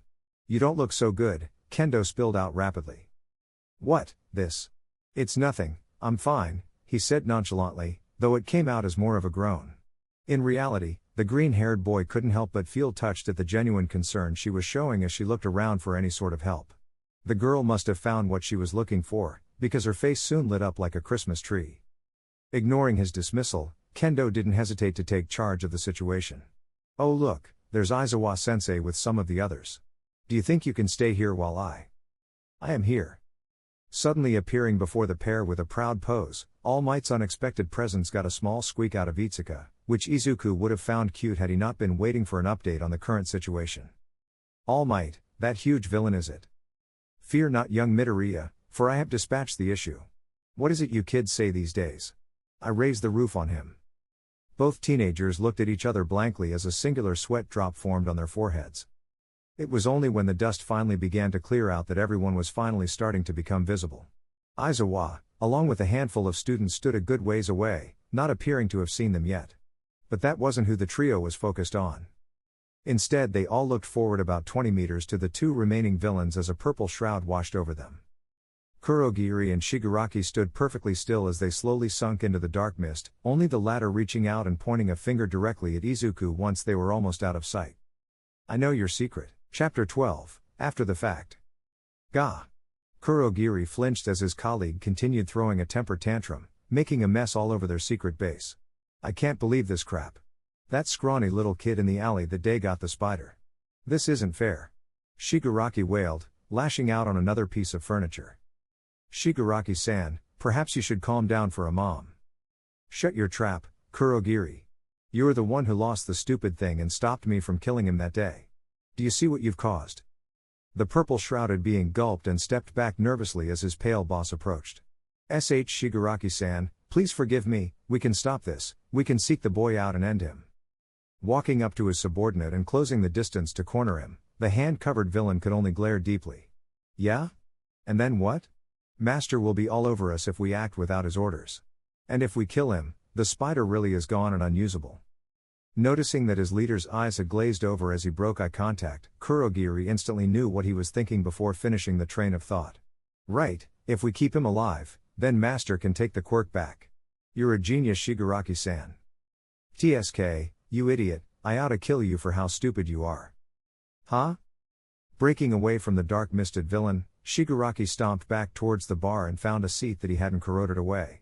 Having Master take back the quirk is a last resort, and even then it might get us killed for insubordination. Feeling the tension in the pregnant pause, Kurogiri merely stayed silent and waited for his leader to finish. Don't think so small, Kurogiri, if we find out more about that darn brat, maybe he can switch sides willingly. Widening his eyes, Kurogiri couldn't help a smile from forming as the puzzle pieces all fell together in his head. And that way we can say our plan was to give it to him all along. Shigaraki smiled devilishly as his purple-shrouded friend finally got the picture. It was a top-notch idea after all. Looks like we're watching the sports festival this year, Kurogiri. Shota Aizawa definitely considered himself someone who very much paid attention to detail. Often finding himself in the background, he was no stranger to staying silent, but that wasn't always a bad thing. It allowed for more listening and observation, which in turn strengthened his senses and overall gut feeling. He always trusted his gut, logic would always fail eventually. The attack on USJ just yesterday was proof of that. Which was the primary reason he was full of brooding concern as he walked through the halls of the school with one destination in mind, the principal's office. The students were all safe and out of danger, so that wasn't an immediate concern. Sure, he was slightly ticked off due to the fact that he couldn't help All Might with the bulk of the fighting yesterday, but everything ended well, so he couldn't complain. The school had even cancelled school today in order to appease parents and keep them calm, so everything was under control now. Well, mostly under control. I should have been there. As Nezu's office came into view, Shota shook his head at the recollection of statements from multiple students who witnessed the main fight, or at least the end portions of it. In basically all of the statements, one name continued to come up. Izuku Midoriya. Stepping inside the spacious office, Aizawa resisted the urge to sigh as he took a seat in front of the principal and next to a very skinny-looking All Might. Why do I feel like I already know what this is about? Alright, let's get this over with, the underground hero began with a small yawn. What's so important that we needed another one of these super-secret meetings? Do not take this so lightly, Eraserhead, this is serious. I think my suspicions have been confirmed. All Might stated seriously, all but leering at the erasure user. Aizawa noted that Nezu was staring forward silently with no reaction at all. Just cut to the chase already, I get it. This is a big deal. The underground hero beckoned. All Might stared for a bit longer before clearing his throat and continuing. As I just told Nezu, I heard our mystery villain say something quite interesting to young Midoriya just before he and the teleporter disappeared. Without hesitating for even a moment, he pointed at us and said word for word, I know your secret. Silence hung in the air for a solid minute as the words sunk into the teacher. In fact, even Nezu seemed to be processing still, and he'd already heard the story once. Was anyone else there to witness this? The small creature began, breaking the thick layered silence. All Might didn't seem to appreciate his curiosity, however. Yes, another student, young Kendo, I believe. Is my word not enough, dear friend? Nezu kept his straight face and ignored the sarcastic bite from the number one hero, replying without an ounce of hesitation. I see, this is most unfortunate. I do not wish to bring any suspicion to our theories by snooping around and asking another student. We will need to tread carefully here no matter what we decide to do. Grunting slightly, All Might nodded, turning now to Aizawa, who had yet to even react to the news shared over a minute ago. Well, this certainly got interesting. Turning his attention to the underground hero now as well, Nezu raised an eyebrow. What do you mean, Aizawa? You have something? Looking up from the floor for the first time, Aizawa let out a long sigh. I agree, All Might, that is indeed very concerning. Feeling like someone was finally on his side, the symbol of peace burst into a wide grin as his fellow teacher continued. Don't look at me like that, it's not for the reason you think. Looking even more confused now, All Might was about to open his mouth when Aizawa cut him off. You said he pointed at all of you, so yes, it's possible that he was pointing directly at Midoriya, and we should definitely be on high alert when it comes to him. But that isn't the only possibility. What if he was pointing at you, All Might? Nezu's eyes instantly widened, a rare show of emotion that was quickly swallowed up by pure indifference once again. All Might, on the other hand, was gritting his teeth as if he was stumped on a frustrating riddle that he just couldn't find the answer to. Regardless of their facial reactions, it was the principal who reacted verbally to the comment first. I see, I had not considered this option. That would indeed be a terrifying scenario. I commend you, Aizawa, it would be good to prepare for this as well. TCH, that's impossible. No one knows my secret. All Might choked out through gritted teeth. Except us. Why, you. All Might stood up, gritting his teeth even more. Relax, All Might. Aizawa paused, putting his hands up calmly in an attempt to mellow out the scrawny symbol of peace. Like I said, it's not like we know for sure. Aizawa reminded the man, hoping to pacify his irritated state. Your theory about Midoriya could still be true. If anything, this just motivates me even more to keep my eyes on him. His actions yesterday proved at least that he's on our side firmly for now. But that can all change in an instant. This seemed to stabilize the mood of the room momentarily, but not for long. Not if Nezu had anything to say about it. You're right, Aizawa, about both points. In my opinion, both could be right, but both could also be very wrong. I've been holding back a very important piece of information that you both must hear. Both men turned their full attention to the white-furred creature, not daring to interrupt even once. This morning we found evidence that our security breach on Tuesday was more than just reporters. A class schedule was stolen. And they knew just where to look. It appears that we officially have a mole, whether we know who it is or not. All Might wasted no time in practically jumping up in place, taking the honors of speaking first. There. That's proof. We need to find Midoriya and arrest him. I have a friend in the police who can get all the truth out of him in no time. Aizawa stood slowly from his seat as well, making heavy eye contact with the symbol of peace. All Might, you need to calm down, stop acting like a child. We don't have all the facts yet. We need to. Don't have all the facts? Then let's interrogate him. Nezu just admitted that there's a mole. How can we not follow up on this information? While I agree with your urgency, All Might, Aizawa is right, we cannot make a rash decision. If the boy is guilty, then revealing that we know right away is not for the best. All Might grunted to himself and turned away from the two men, running a frustrated hand through his wild blonde hair. Aizawa, on the other hand, kept his composure as he thought to himself, his eyes narrowing in suspicion more and more. This doesn't make sense. Nezu, if I may, I believe that our best course of action is to just remain vigilant for right now. Something just isn't adding up. Both Nezu and All Might now had their full attention on the tired-looking teacher. Neither of them looked very agreeable at his suggestion. What do you mean, Aizawa? Nezu questioned. While I agree that All Might's proposal is too rash, yours is on the opposite side. Could you be more clear? It's just, think about it. This doesn't add up. Why would the villains go through all this trouble to plant a mole, only to give up his identity themselves? The principal merely nodded, appearing to have already considered this possibility. All Might, on the other hand, looked stunned, obviously showing that he hadn't thought about this as deeply as his other two colleagues. I want to keep this school safe as much as you two do, but we can't go around making too much noise about things like this. It has to be handled silently and discreetly, just like underground hero work. After another few moments of silence, Nezu spoke. Very well, he stated with a nod of approval. Aizawa makes an incredible point. We will continue to stick to the shadows. Both of you will keep very close eyes on Midoriya. But no action will be taken without my knowing, is that understood? All Might knew Nezu was directing that last comment at him, and it aggravated him to no end. He knew that both men had valid opinions, but he just knew in his gut that something about Midoriya was fishy. One thing was certain, he would get his answers one way or another. With a stiff nod, All Might rose and exited the room with a sharp slam of the door in his wake. Leaving the remaining two heroes in a comfortable silence, Nezu couldn't keep his curiosity at bay. Aizawa, what is your true opinion of the boy, without any of this conspiracy? Can I be honest? Of course. Taking one more deep breath, the tired man spoke. I'll admit the kid has rubbed me the right way so far. He's strong but also modest, I'd even go as far as to call that modesty timidness sometimes. I don't know him very well yet, but he's easily one of my top students.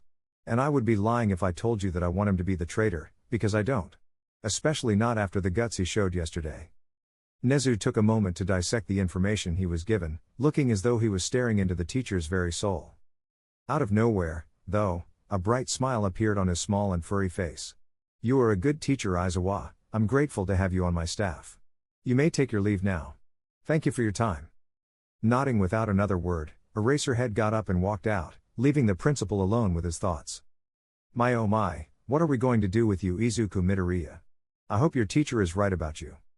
Itsuka Kendo winced as she took a kick directly to her stomach, falling to a knee as she attempted to catch her breath. I'm proud of you for wanting to train so fast after what happened yesterday, Itsuka, but I'm shutting it down. Your mind is clearly elsewhere. Wincing slightly as she attempted to stand back up, Itsuka responded defiantly. No way, Dad, I'm not done yet. Needing no more convincing than his daughter slipping on her own sweat and falling back onto the mat, the man known as Itaru Kendo smiled as he finalized his decision. Yeah, you are through. I've never beaten you that easily in sparring. And we aren't even using our quirks. Wipe down the mats and hit the showers. I have another class to teach in half an hour.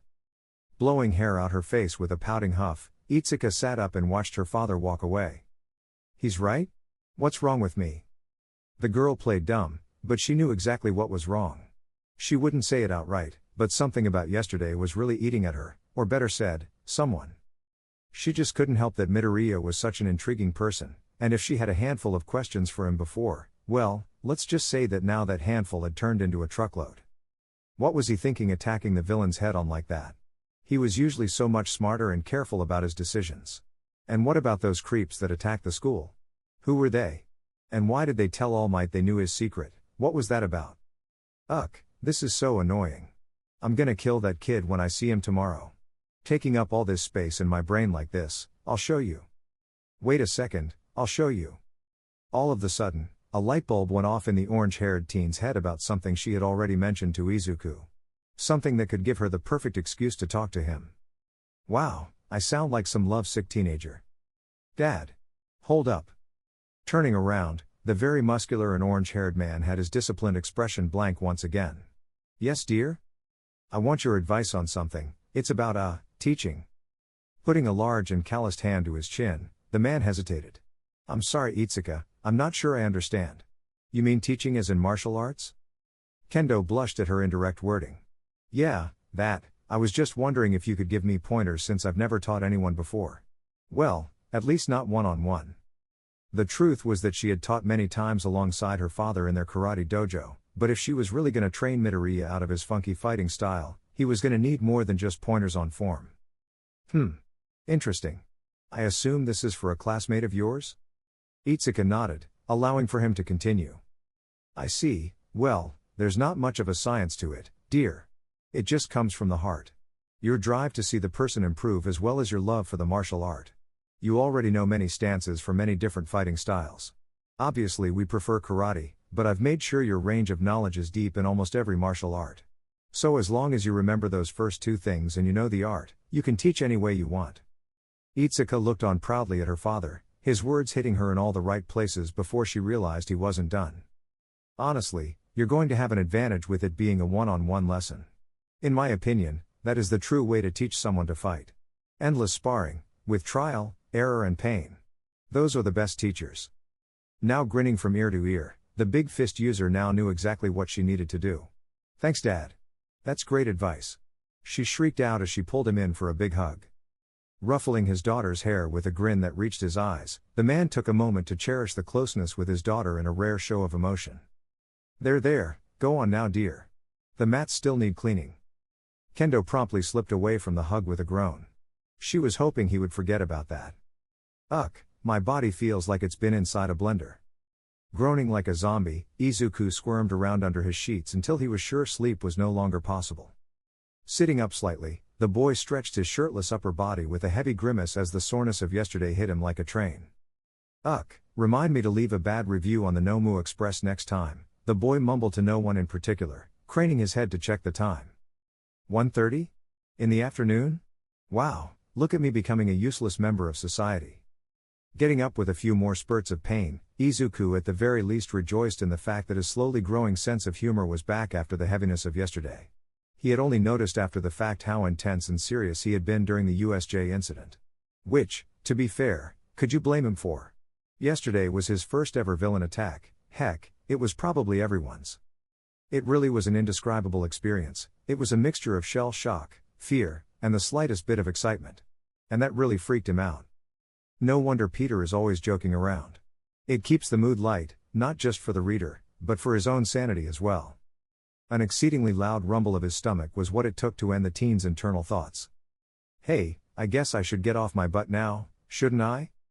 Grabbing his firm stomach in an attempt to quell his hunger, Izuku walked over to his desk and sat down, examining its new contents while also brainstorming his plan for the day. Alright, breakfast can wait a minute. This might be the perfect way to spend my day off. Running the interesting material through his sensitive fingers, the green-haired boy's mind was running at an Olympic pace. Training was definitely out of the question for today. He had gotten pretty good at gauging the speed of his healing factor after the battle trial earlier this week, and by his estimate, his cracked ribs wouldn't be serviceable until tomorrow at least. No, what he had set aside for today was using the special carbon fiber thread that Meijima-sensei had supplied him with. It was officially time to begin work on his Mark II suit. Although, the material is a little darker of a green than I wanted. Oh well, it's still gonna be epic. Already having had specs written down for a while now, Izuku was about to begin sewing when his stomach grumbled again, this time even more aggressively. Yeah, you're right, tummy, some food first will give us the boost we need.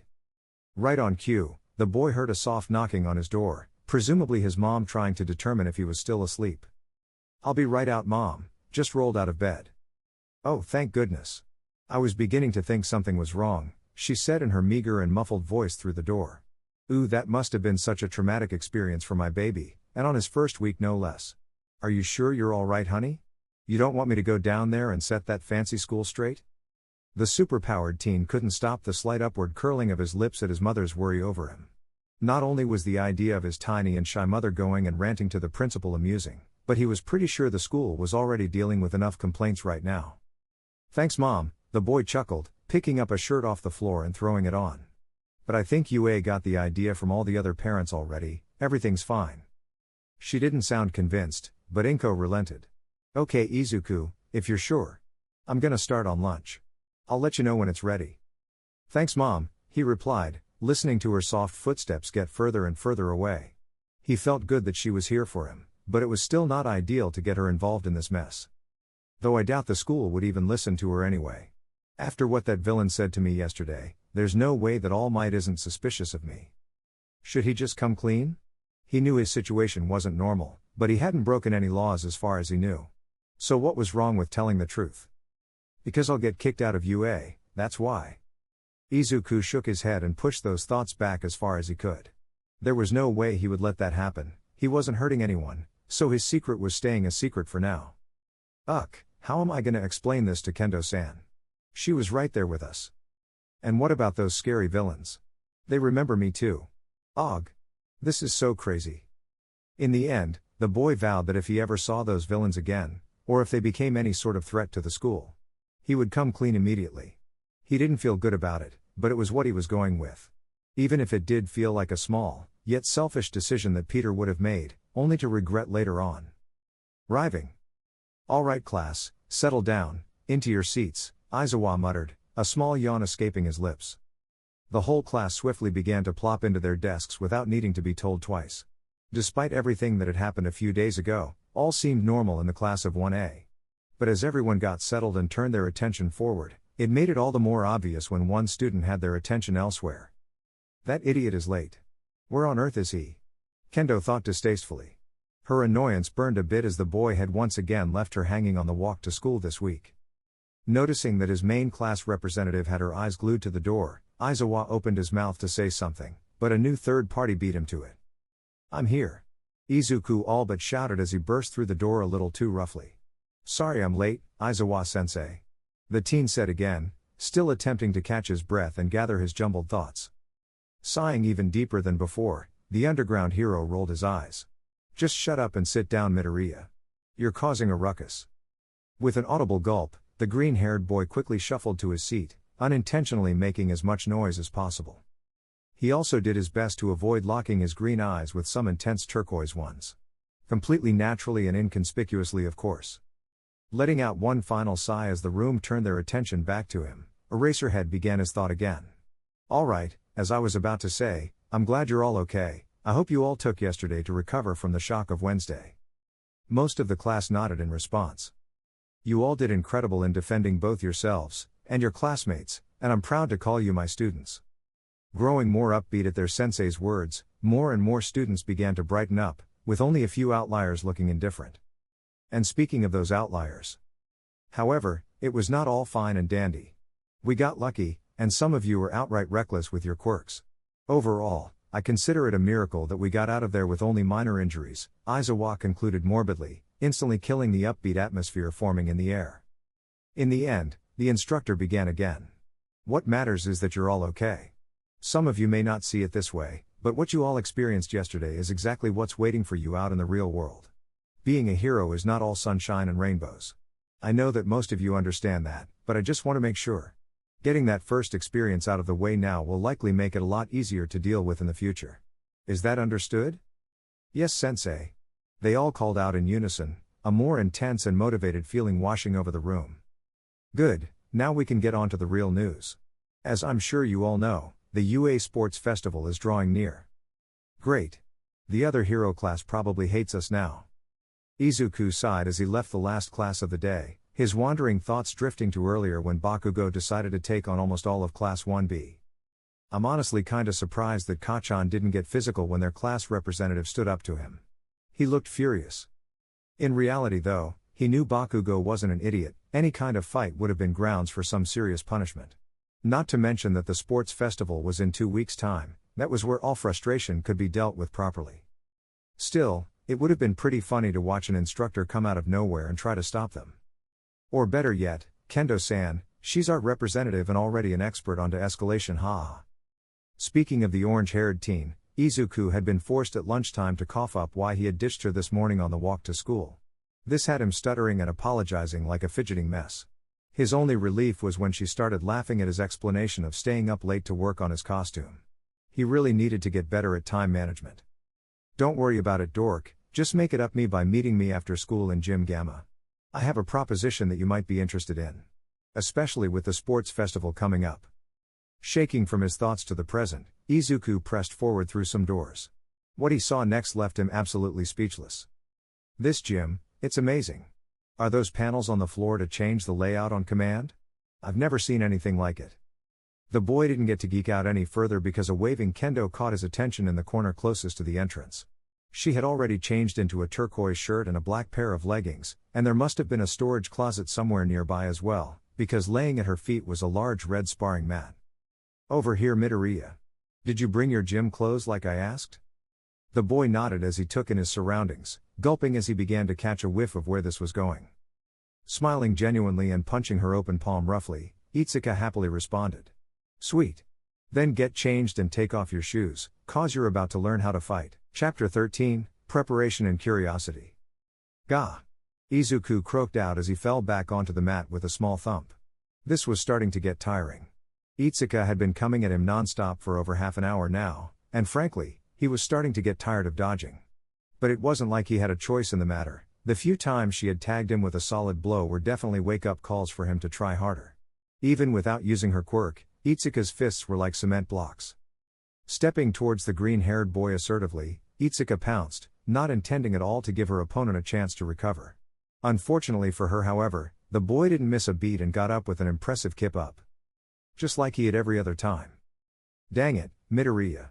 How do you keep this up so long? Your endurance to keep dodging is crazy, she said breathlessly. Blushing as he paused for a moment, Izuku at last took a deep breath of his own and let some of his fatigue show. A detail that didn't go unnoticed by his training partner.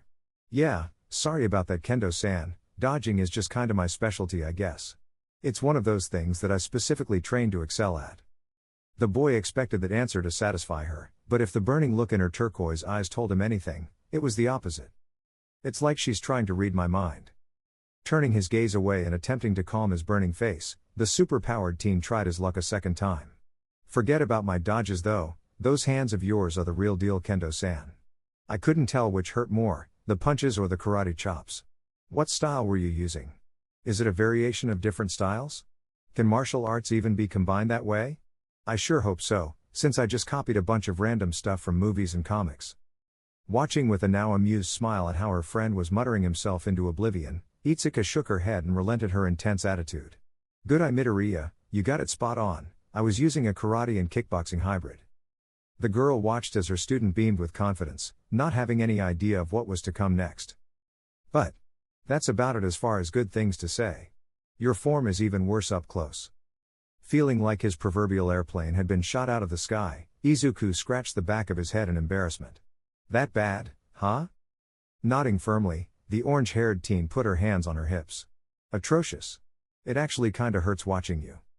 With a sigh, Izuku brought a small grin back to his face and adopted a fighting stance once again. Well, I should have figured that out when I couldn't land a single hit on you. Take it away then, sensei, show me how it's done. Itsuka noted the sarcasm in the boy's voice and did her best to hold back her own blush. Oh, it is on now, Midoriya. Keep that up and I'll actually make you start calling me sensei. She was not joking. By the end of the 2-hour session, Izuku had more bruises on him than he liked to admit, and he only ever ended up landing a single solid blow onto his classmate. Or should he say sensei now? Well, Peter, my mouth came back to bite me. Dang it. Not bad, Midoriya. I still wiped the floor with you, but it looks like you adapted pretty well to kickboxing. I think that's the one we should focus on for now. Acknowledging the girl's words, the boy nodded from his very wet and sweaty spot on the floor, the energy to respond leaving him for the moment. Hearing a thump right next to him, the green-haired boy opened his eyes to see Itsuka lying right next to him on the mat before he turned his attention back to the ceiling in exhaustion. For a while, the teen stayed in comfortable silence, the peaceful sound of their breathing calming down to a relaxed state. Eventually it was Itsuka who broke the silence. Midoriya, how did you know to shove me out of the teleporting quirk? And how did you see Todoroki's iceberg coming? She asked curiously between breaths. Not caring about his guard being down, Izuku spoke truthfully. Spider sense. This caused the big fist user to sit up abruptly and look over at her new student. I'm sorry? Taking one last deep breath and pasting an amused expression on his face, Izuku joined his friend in sitting up, making sure he was locking eyes with her before giving a proper explanation. Spider sense. It's a part of my spider quirk. It's like a short burst of precognition a few seconds before danger. So, you're like, psychic? Itsuka said blankly. Chuckling a bit, the boy shook his head. No, that would be weird. It's more like a sixth sense that just warns me when something is about to happen. I get a ringing in my head and goosebumps all over my body. And I recently found out that it's for more than just danger. I think it might be for anything negative affecting me altogether. You remember the other day when you tried to warn me about Monoma-san stealing my quirk? Totally engrossed in her friend's explanation, Itsuka simply nodded. Well, right before you said that, my spider sense activated. Granted, it was much softer than normal, but it must have been because of the low threat level.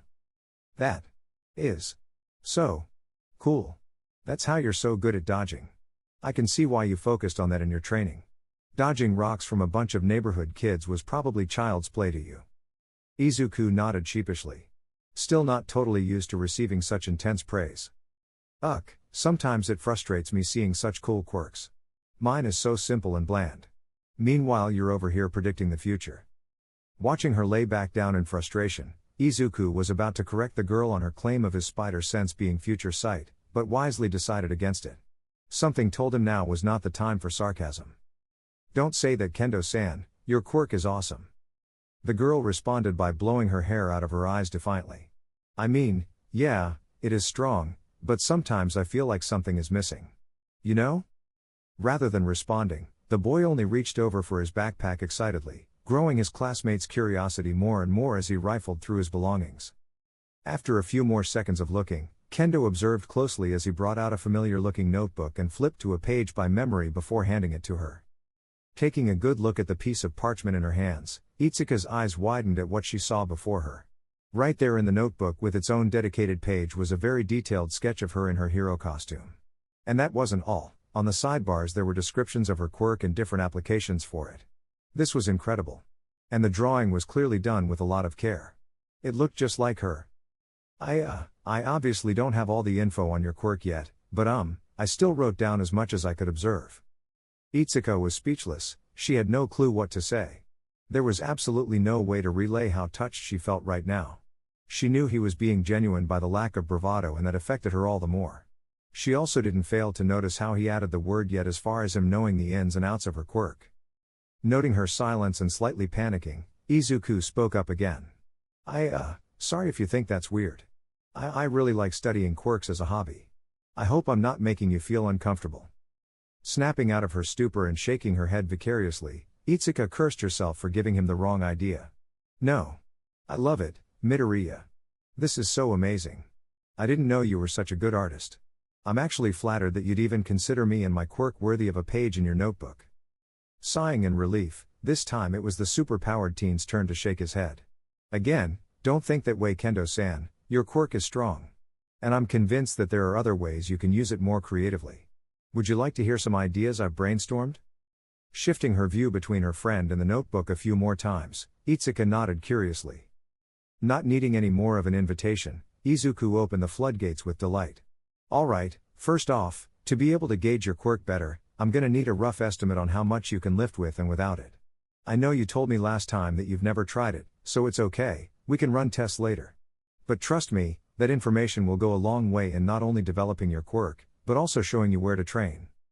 Kendo nodded with even more vigor than before, the storm inside of her turquoise orbs demonstrating how closely she was listening. Got it. Sweet, Izuku bubbled. In that case, let me hit you with the obvious path right now. Have you ever grown your hands any larger than what I've seen? This got the girl's attention as she got to her feet and grew one hand. In the blink of an eye she had her hand at full size. Unfortunately, I've tried that before, and I can't grow it any more than this. Watch. This was where Izuku nodded and paid close attention.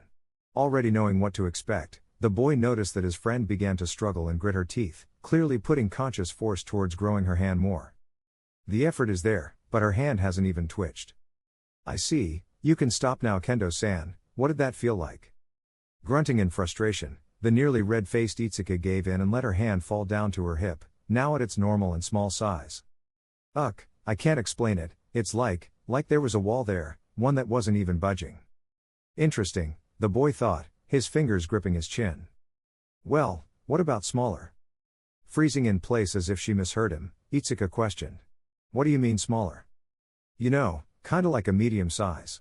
Just by looking at your full-sized hands, let's go ahead and say that they're twice the size of your body. Why not try making them smaller? You may lose some of your strength, but then you would also gain speed and mobility. It's not a bad trick to have up your sleeve. Just think of it like wearing bigger boxing gloves that happen to be your fists. Izuku couldn't finish his last sentence without chuckling a bit, something his friend soon joined him in after taking everything in. After stifling her giggles, Itsuka didn't bother to say anything else, closing her eyes and concentrating on her quirk, focusing as hard as she could to expand her hand more slowly than normal.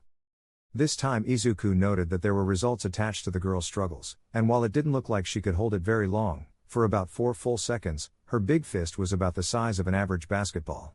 That's it, Kendo-san. That's just what I imagined. Just like a big boxing glove.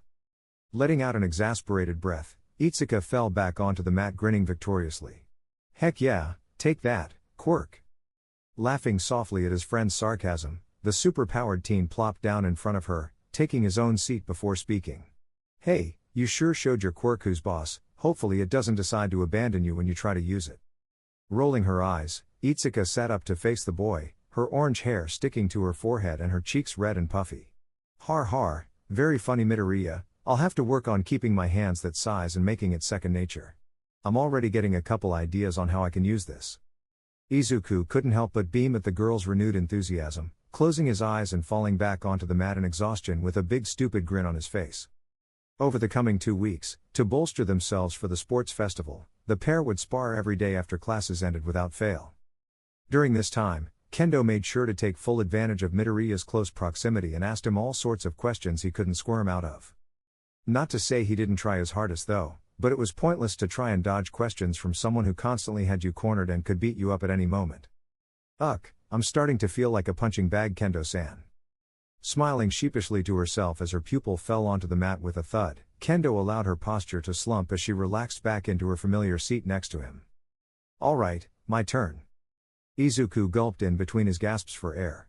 They had begun taking turns asking each other questions throughout their sparring, her idea, and frankly, her turns were starting to get more personal than he was comfortable with. You can do this. I need to break out of my comfort zone somehow. At first, she had only asked him more about his quirk, which was easy enough, but things heated up on him much faster than he would have liked. Throughout the 2 weeks they had discussed USJ and how scary it was, what their feelings were on the sports festival coming up, and a little bit about what prefecture they were from. Also, much to Izuku's relief, Itsuka had even asked about what secret All Might could be keeping. He almost had to hold his breath when answering so he wouldn't respond too quickly and show his relief. None of that, however, could prepare him for the question she would ask him today, only 2 days from the festival. Currently, the pair were sprawled across the mat breathing heavily since their session had just come to a close. It didn't take long, however, for Itsuka to leave Izuku breathless in a different way. You've gotten a lot better, Midoriya. Far from perfect, but at least you won't look stupid at the sports festival. She spoke through light laughter, making her pupil's head drop in disappointment. I've been searching for some videos on the internet that are pretty educational, and I know you originally learned from watching, so I thought it would be helpful if I sent you some of them. What's your phone number? What? The green-haired teen thought as a panic arose within him, his previous sorrow totally forgotten. My number? A girl wants my number? Or I can just show you on my phone? The girl backtracked, sensing the awkwardness. And no. Of course you can have my number. Yeah, you can have it if you want, Itsuka found herself giggling for what felt like the 10th time today. As a matter of fact, she couldn't even remember a time where she laughed as much as these last 2 weeks. Relax, dork, it's not that big a deal. We are friends after all, she said calmly. Definitely not trying to convince herself as well. Why yeah. Of course, friends give each other their phone numbers. Itsuka frowned, remembering what he had told her earlier about how she was his first real friend he'd ever had. TCH, stupid Bakugo, you don't deserve the way Izuku sees you as his friend. Getting back on topic, Itsuka soon realized something about her thoughts just now that made her blush. But after a moment, an idea sprung into her head and she smiled widely. While a bit forward, she had the perfect idea to make her new friend feel more comfortable around her. Here you go, Kendo-san, the boy spoke, breaking her train of thought. The big fist user looked down at what he was handing her and beamed. It was a small piece of paper with his phone number scribbled on it hastily. The boy must have been quick to pull out his backpack while she was distracted. Now's the time. Itsuki thought to herself, overflowing with optimism. Thanks a lot, dork, she started, looking him directly in the eyes.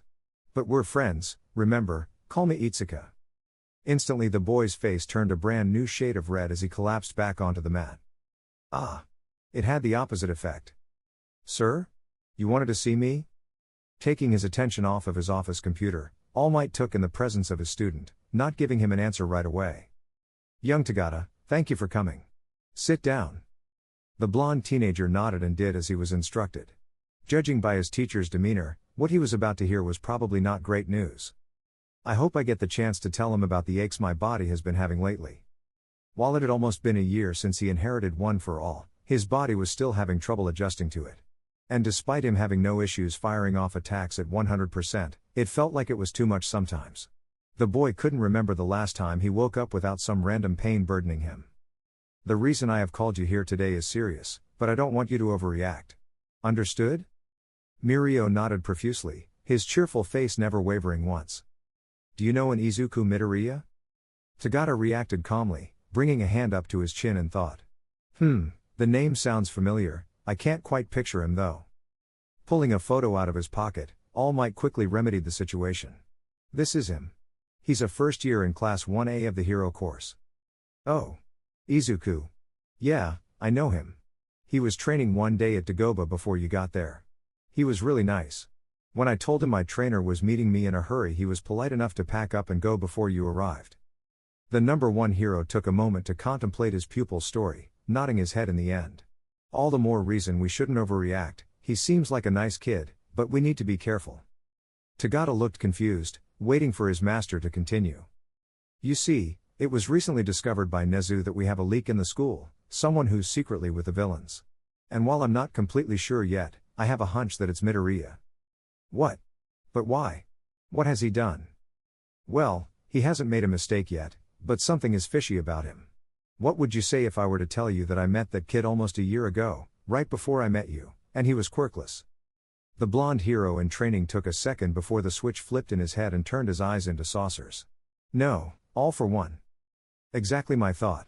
Again, there is no hard evidence yet, so just keep an eye out. I'm only telling you this so you can be on watch if you ever do interact with him. Yes, sir. All Might cracked a small smile at his student's determination. Thanks a lot, kid. And sorry for this big bombshell.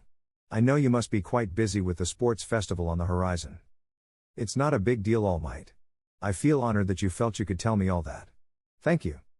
Hey, go crazy kid, I want to see you wipe the floor with everyone in that festival.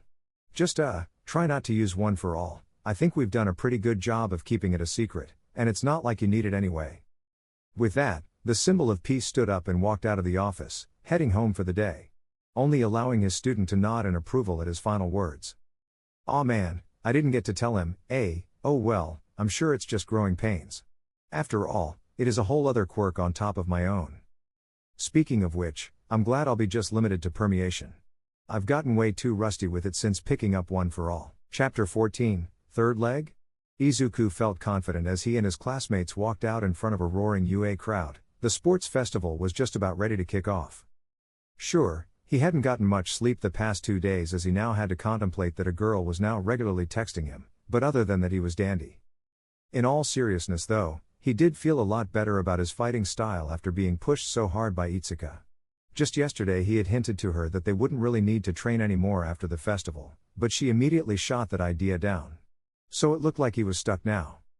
Smiling, Izuku looked to his right at his new best friend. Was it fair to call her that? He sure thought so. She treated him a whole lot better than Kachan ever did, that was certain. Suddenly, the orange-haired teen turned to him and locked their eyes, flashing him a huge grin along with a thumbs up. Yep, maybe being stuck training with her for the rest of the year wouldn't be so bad. The two friends' pleasant eye contact was eventually broken once all of the first-year student body was out on the field. Ladies and gentlemen, are you ready to rumble? The voice of Present Mike coming from the loudspeakers boomed out over the crowd, signaling the official start of the UA Sports Festival. Alright. Then everyone put your hands together for all our incredible first years. Woohoo! Now that everything was getting off the ground, Izuku examined his surroundings, seeing not only both hero course classes, but also the support, business and general studies courses. This is gonna be so fun. Izuku thought excitedly. Not all of his classmates saw it the way he did, however. Guys? We're all gonna stay together, right? Help each other out? Mineta mumbled. Shut up, man. You're making our class look weak. Sero complained, elbowing the shorter boy. Weak? How could we look weak? We're clearly the superior class. Ah ha ha ha ha ha ha, Monoma yelled maniacally. Sighing, Kendo all but facepalmed at the blonde's outburst. Great, because the other classes didn't already hate us enough because of Bakugo. Now, before we begin, give it up for the first year who got first place in the entrance exam. Katsuki Bakugo. Not seeing this coming, Izuku turned towards his friend, seeing her face contort even more in frustration at the timing of her comment. Bakugo on the other hand was oblivious to all the negativity around him, walking nonchalantly up to the podium. Hey! Screw all of you. I'm gonna win this thing. Great, Kendo groaned. Hey, screw you right back. Cocky hero course bastard. A support student rang out. What shameful behavior indeed. It seems as though Class 1A is full of barbarians, spoke the head representative of the other hero course, his glasses shining in the process. This only worked to further annoy Itsuka, but she ultimately decided to keep her mouth shut for the moment, the soothing pats on the back from her green-haired friend making all the difference in her not acting rashly. Wow. What truly inspiring words from our young prodigy. Everyone give him a round of applause as our students line up for the first event. The obstacle race. It didn't take long after that for the enormous horde of students to move over to what appeared to be the starting line for the upcoming event. Everyone was clearly on edge with anticipation. It felt like an eternity before Midnight finally arrived at the podium to explain the rules. All right. Listen up, you youthful studs. She rang out with her normal passionate vigor. The rules are simple. There are no rules. Get through the obstacle course by any means necessary. Is that clear? Now on your mark, get set, G. Whoa. Hold the phone there, Midnight. You really are a masochist. Don't give them false hope. So cruel. There actually is one rule. Why don't you spill the beans? Feigning ignorance, Midnight sighed and made a dramatic show of rolling her eyes before igniting into a cruel grin. Oh, pardon me, did I forget one small detail? Forgive me, Present Mike, I forgot to tell the poor students that this is a three-legged race. What? Every UA first year rang out. Don't tell me, Izuku gulped, already seeing what was coming. That's right. If everyone could take a look up on the screen and find your name, there should be another random one right next to it. That will be your partner for this section of the exam. We will be handing out special bracers to every pair here, you will use them to secure yourself to your partner wherever you so choose. The only rule is that you cannot lose physical contact with your partner. Once you both cross the finish line, that is when you are done. Any questions? Ooh. Midnight. How could you leave out such an important detail?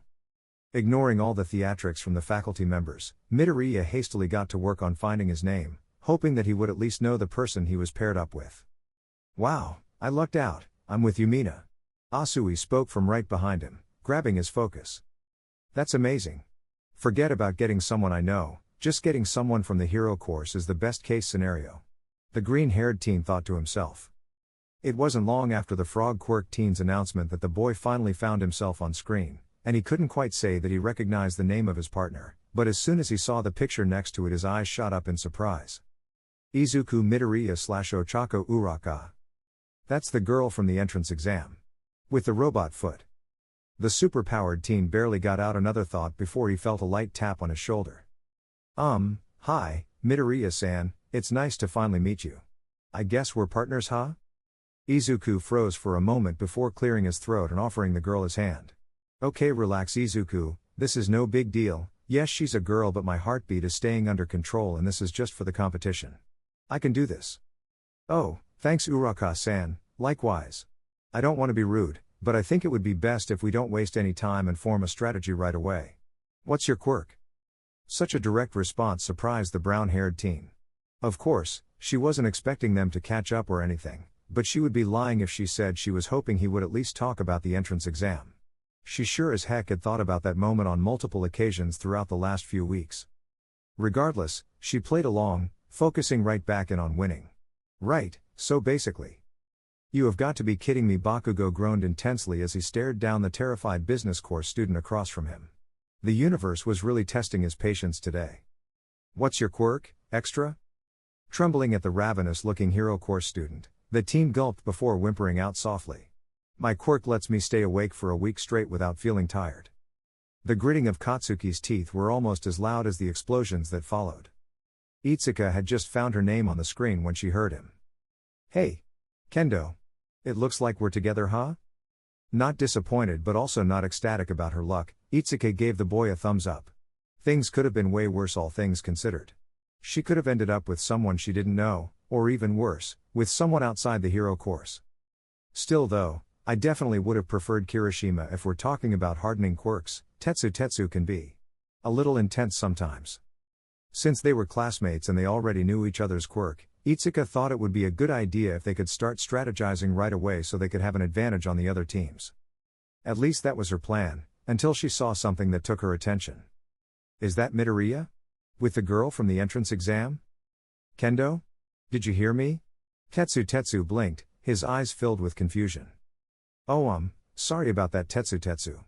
Can you repeat that? Okay, gotcha, one more time though, just to be clear. You can make things weightless up to a limit, but right now you still have trouble using it on yourself. Does that cover the gist of it? Uraka nodded at her partner as they went over the final touches of their plan. Yes, exactly. Right now I can only make myself weightless for about a minute before I throw up. I see, that's perfect. I'm sure you weigh way less than me, so that can be saved for when we really need the boost. I'll give you the signal for that though. Are you clear on the rest of the plan? It's pretty simple. Yep, no sweat, she said cheerily, giving the boy an enthusiastic nod.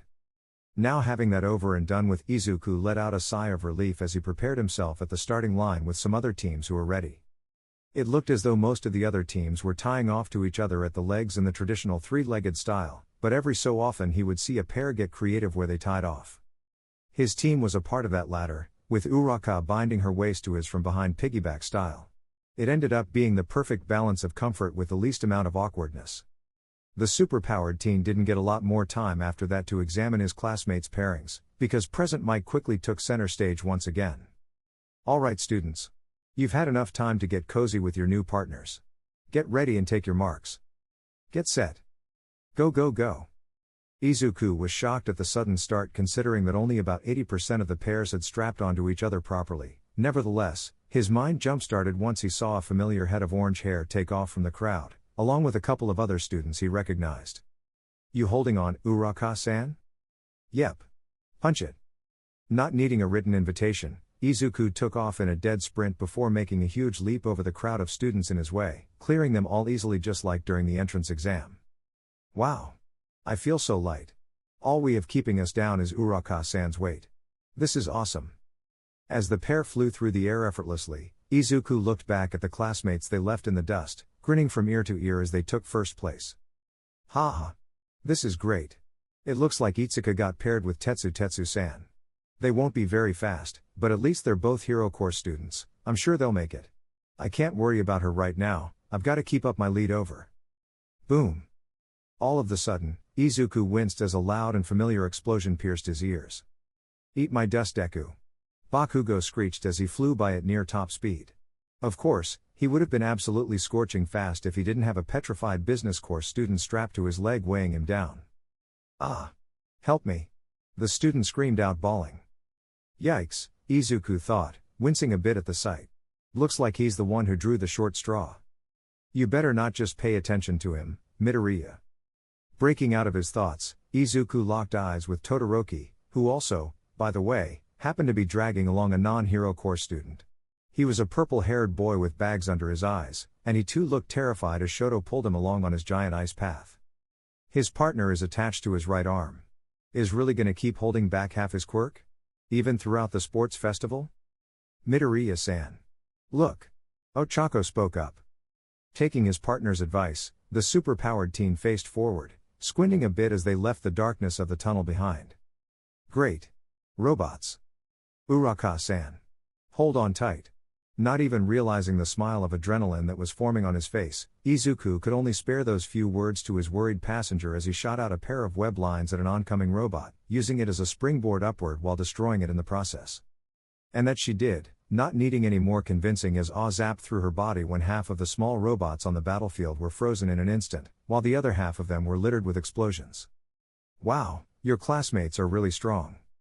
Focusing in on his own objective, Izuku surveyed the ground below him, noticing exactly where all the other students and threats were on the field with the help of his spider sense. Ka-chan and Todoroki are both carrying around dead weight, so I shouldn't worry about overexerting just to keep up with them right now. At some point during this race, their partner's inability is going to come back to bite them, so we should just bide our time and pace ourselves. Not getting first place isn't the end of the world anyway. All of the sudden, the superpowered teen was yanked from his thoughts with a frightening intensity from his spider sense that he had only felt once before. Steeling himself as he used his elevated position to look ahead, Izuku spoke. Uraka-san, release my weight, I'm gonna need a faster falling speed for the arena trap coming up. On my signal you make me weightless again, got it? Trembling a bit as she stared down the mechanical giant that plagued her nightmares for the last few weeks, Ochako gulped and nodded, placing her hands together and releasing her partner. Feeling the rush once again of falling at a speed he was used to, Izuku smirked as he prepared to fire a web line. Watch your six, Tetsu. Ha. That's the neat part. I don't have to. The boy yelled out, activating his quirk and nullifying the attack at his rear. Rather than finding this endearing, Itsuka instead rolled her eyes and enlarged her hand in preparation. And just as she had predicted, after failing to hurt her partner, the pair behind them turned to attack her instead. What the girl didn't notice though, was that while she turned her attention behind her, she failed to see the oil slick that someone's quirk had produced in front of them. Whoa! Watch out, Kendo! Tetsu warned, pulling his partner by the link on their wrists and catching her bridle style. The boy didn't have a chance to say anything else before entering the oil slick at full speed and sliding along the road, struggling harshly to keep his balance. Not having much of a choice from where she was seated, Itsuka could only panic as control of the situation was ripped from her grasp. She was starting to regret the last-minute decision they made to bind themselves at the wrist.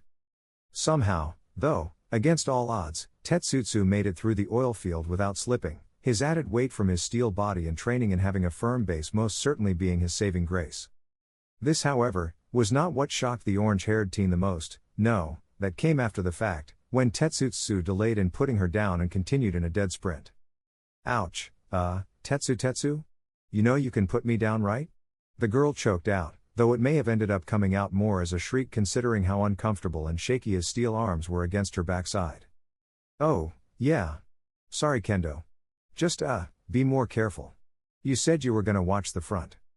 Resisting the urge to glare at the boy as he tossed her gently to her feet so she could hit the ground running, the big fist user swallowed her pride and decided to just forget her partner's oblivious comment. Ah, that's much better. I didn't realize how heavy you were. Itsuka felt her eye twitch as she gritted her teeth in order to hold back her annoyance, which was only remedied when another competitor screamed out to no one in particular. Look! It's one of those giant ones.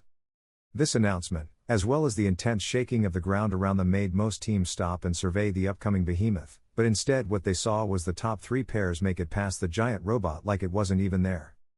Bakugo flew past it on the left, heavily damaging the right arm, while Todoroki glided past on the right, leaving the entire left side of the robot's body frozen in place.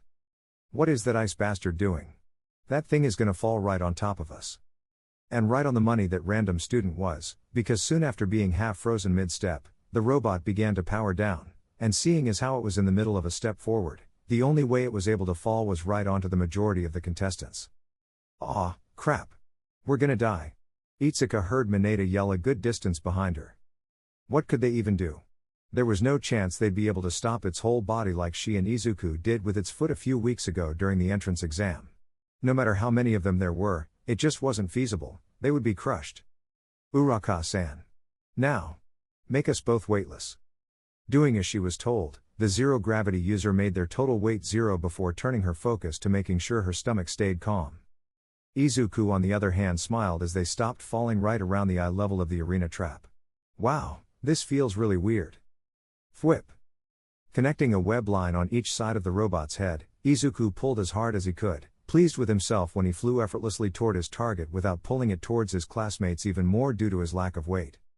Now. Release both of us. The boy yelled back, moments before his collision with the robot face. Releasing her powers and taking the risk to open her eyes, Ochako was just in time to see all of their weight come back and assist her partner in delivering a powerful drop kick to the face of the giant arena trap. What really shocked her though, was the fact that the falling robot had changed direction, now instead falling backwards at the force of her partner's attack. Yes. Physics saves the day again. The weight of a bob does not in fact affect swing speed. It affects momentum. Thank you Tanto-sensei.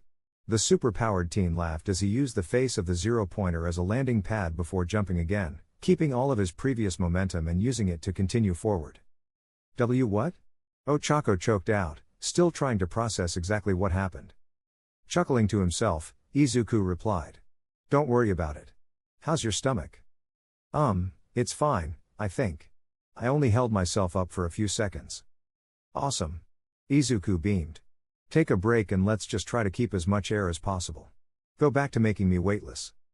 Doing as she was told, Uraka touched the boy again with all 5 fingers before taking a moment to survey the situation below.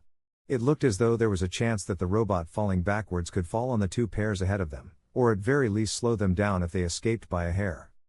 Wait, was that your plan all along? Staring at her partner as he looked ahead with an indescribable look of confidence and determination, the zero-gravity user couldn't help but feel utter amazement for the boy.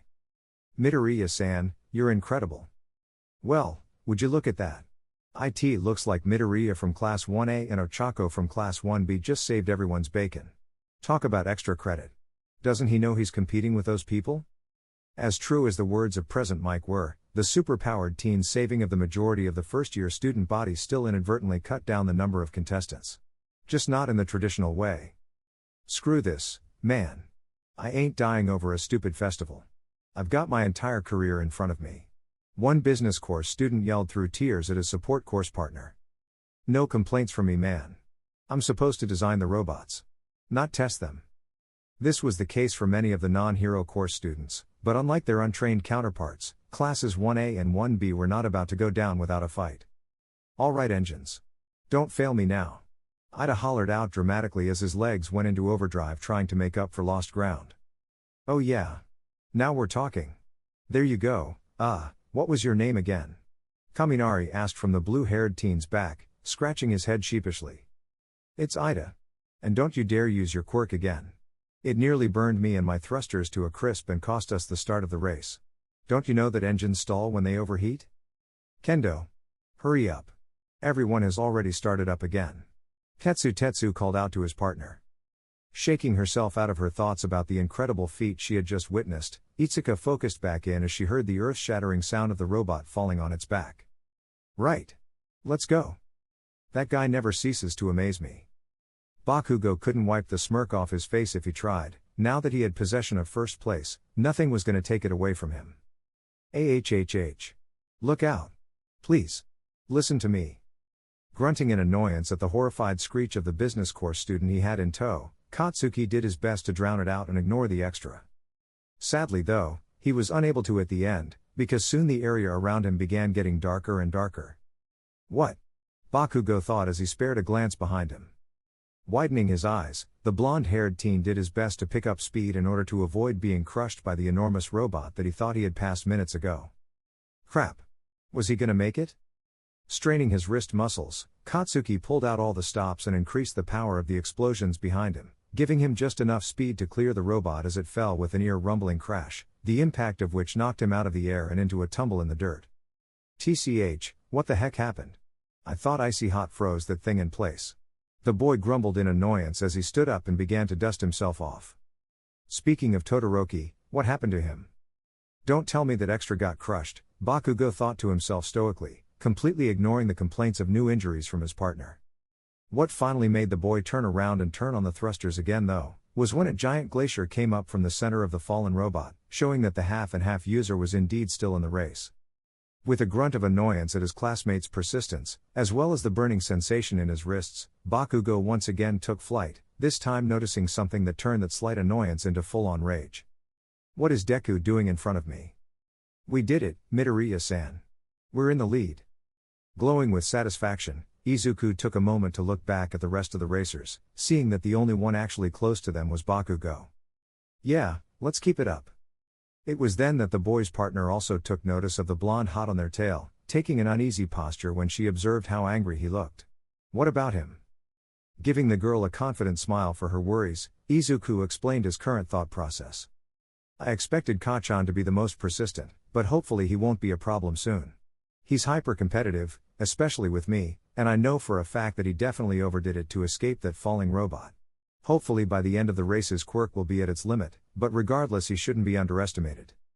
I see, Ochako trailed off, unsure of what to think of the situation. Uraka-san. Look! The super-powered teen yelled, pointing ahead as they descended towards the next obstacle. Oh no, that looks like a big fat stomachache if I've ever seen one. Out in front of them was a large canyon-like area with many unstable-looking ropes connecting smaller platforms all throughout it. Izuku chuckled at her sarcastic comment, appreciating her for wanting to keep the mood light. Unfortunately, I think you're right. I don't think you'll have to keep yourself weightless the entire time though, just do it in between platforms, that way I can hop or web zip across the gaps more easily. Focusing up and preparing herself, the zero-gravity user slapped her cheeks and nodded confidently to her partner. Let's do this. Copy that. The boy affirmed as he fell into a nosedive and shot a couple of web lines at the incoming platform. Ochako did exactly as he said, making them completely weightless as soon as he kicked off or propelled himself with the platforms or his webs. This resulted in everything going 100% according to plan. That was, until they reached the final platform and her stomach turned over. Holding her mouth, Uraka immediately turned off her quirk on both of them, surprising the boy and causing them to barely miss the edge of the other side of the canyon. Thanks to his spider sense though, Izuku had no issue firing a couple of web lines up toward the edge of the cliff and pulling them back upright as Bakugo passed them. Useless Deku. Buzz off already. Rolling his eyes at the comment, Izuku took a moment to stand still and check on his partner, who by the looks of it, was doing her best to not cover the both of them in puke. Midoriya-san. I'm so sorry. If I had just held it one more second he wouldn't have passed. Hey, don't worry about it. The boy said calmly with a smile. Look behind us, Todoroki just started this section, and everyone else just got past the robot. We're fine. Taking a few deep breaths before nodding to the boy that she was good to go, Ochako realized he had a point. They were already guaranteed to advance in the place they were in, so it wasn't so bad, still. Giving the girl a thumbs up, Izuku took off in a dead sprint, after his former blonde friend. Even though they had second place in the bag, a part of him still really wanted to beat Bakugo. Any minute now, the superpowered teen thought to himself as he observed the blonde's slow loss of altitude ahead of him. And just like that, Katsuki Bakugo takes the lead back from Midoriya. You'd have to see it to believe it, folks. We've got one heck of a race here on our hands as these two approach the final obstacle. I'm sure this one will absolutely blow their minds. Or should I say, minds. Not giving any thought to present Mike's crappy pun, Bakugo stepped on the gas even harder as he entered the minefield. TCH, next time they make obstacles, they should at least be smart enough to not have them all on the ground. Eyes fully focused on the finish line with tunnel vision, Bakugo failed to notice when his partner began to panic again. Bakugo-kun. Why are we getting closer and closer to the flow? Boom.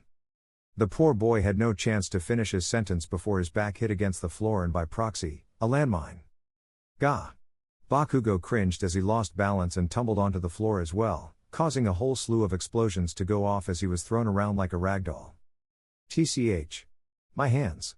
I didn't realize how much it drained me to carry this idiot around. Before the boy could even begin to process how to stop the chain reactions of explosions around him, he saw a red and blue blur zip past out of the corner of his eye, and it was none other than Izuku and Ochako riding out the momentum of his signature web slingshot. Deku! The blonde teen cried out in fury. This however was music to Izuku's ears as he soared through the air and into the final tunnel. Midoriya-san. We did it, Uraka shouted out happily. Yeah, we did. The boy thought proudly, his mind soaring as the adrenaline pumped through his veins. Ladies and gentlemen. We have a winner. Everyone, give it up for Izuku Midoriya and Ochako Uraka. Elsewhere, in a classroom full of middle school students who were in awe at the broadcast in front of them, a certain teacher was having trouble believing his eyes at the moment. Midoriya-san, that was incredible. I never knew you had such an incredible quirk, and to think that those are the same support items you showed me the drawings for all those months ago, they are seriously something else. Suddenly a thought occurred to the science teacher, a way that he could save his former student some trouble, especially with all of the publicity he was about to get. I need to brush up on the current laws. Chapter 15, Craziest Piggyback Ride Ever. Here they come, ladies and gentlemen. The rest of our beloved racers.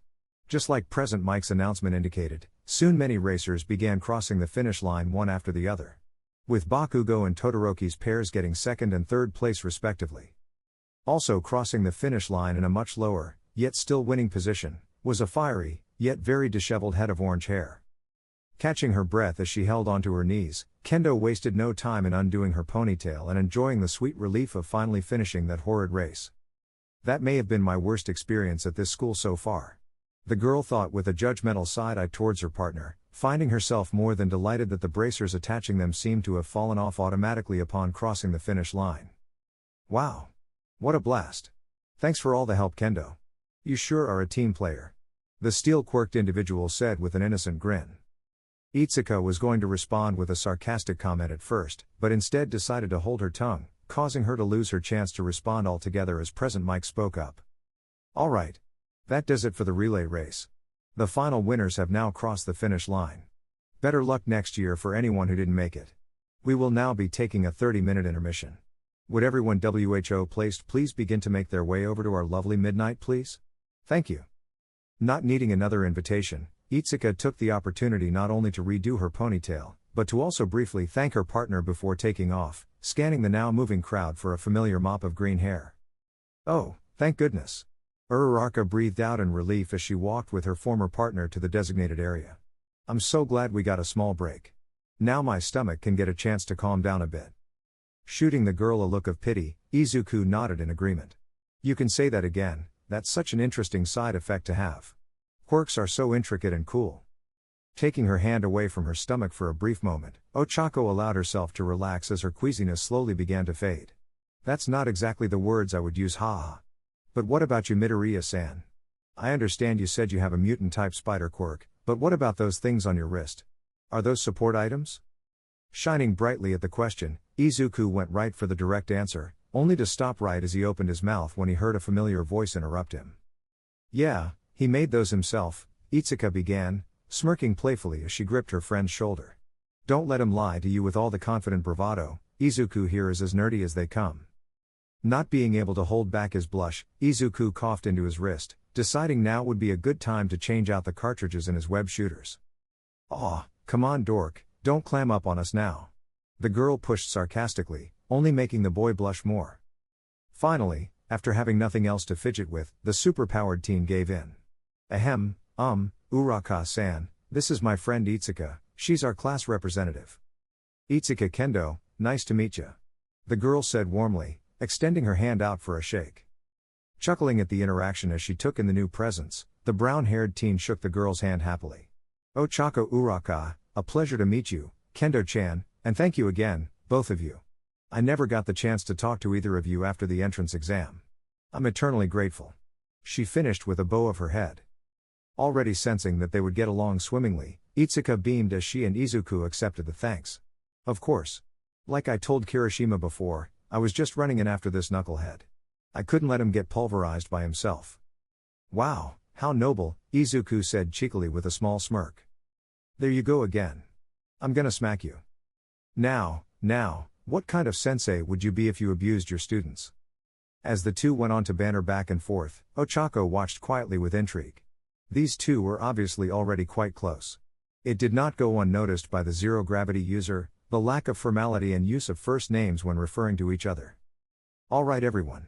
Settle down. Midnight called out to the now smaller crowd of students.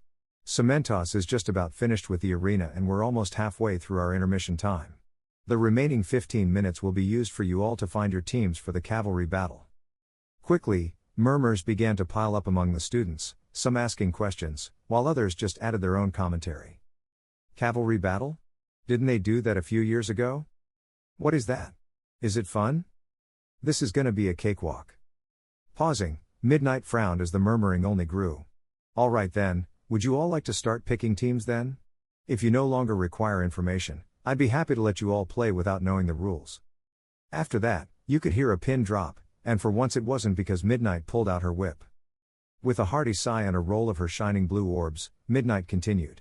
That's more like it. Now, where was I? Ah, yes, The Cavalry Battle. The rules are simple. You will all separate into groups of 3 or 4 and choose one captain. The captain will be the rider, and the others will be the horse. Already starting to turn the gears in his head, Izuku listened intently.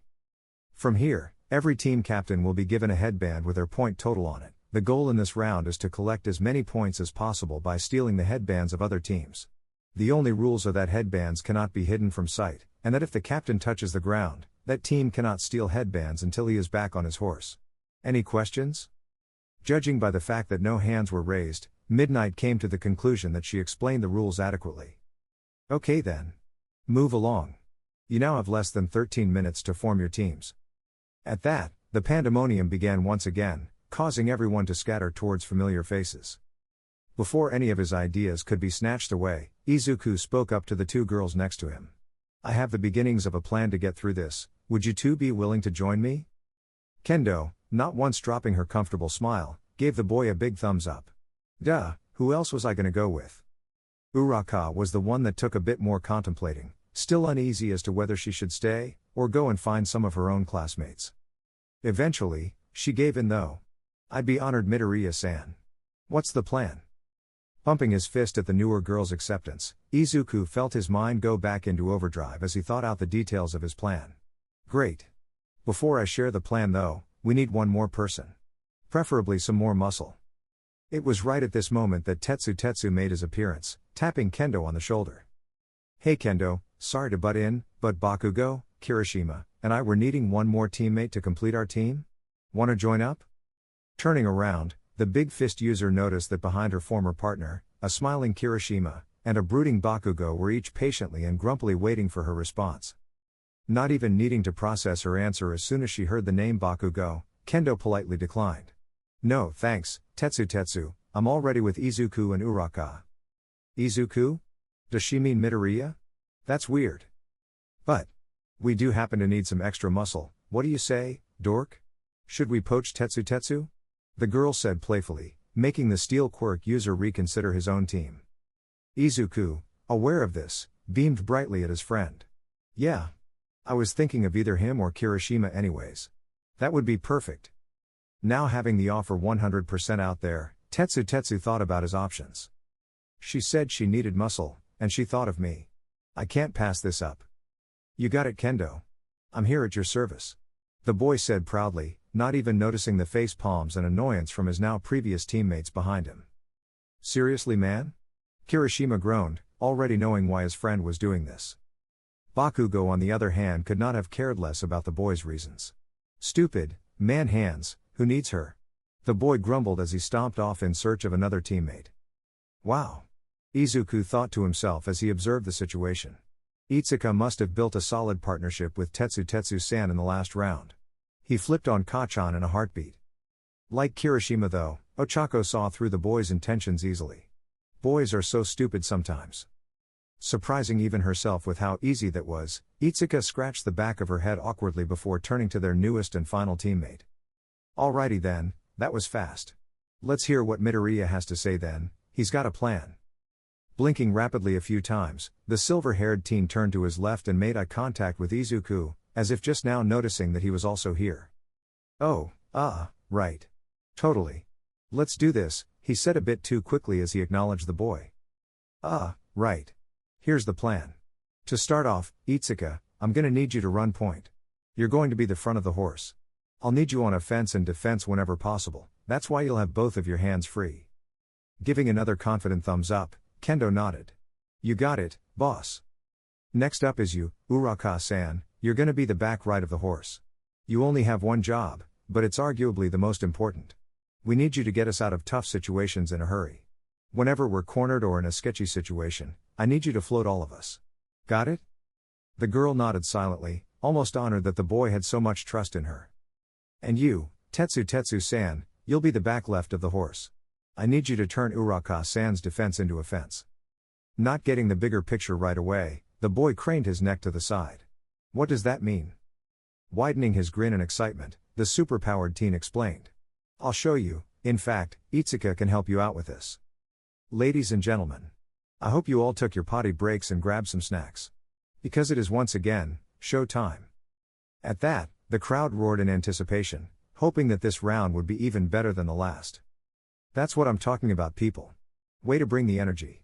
All of our teams are lined up and on their horses.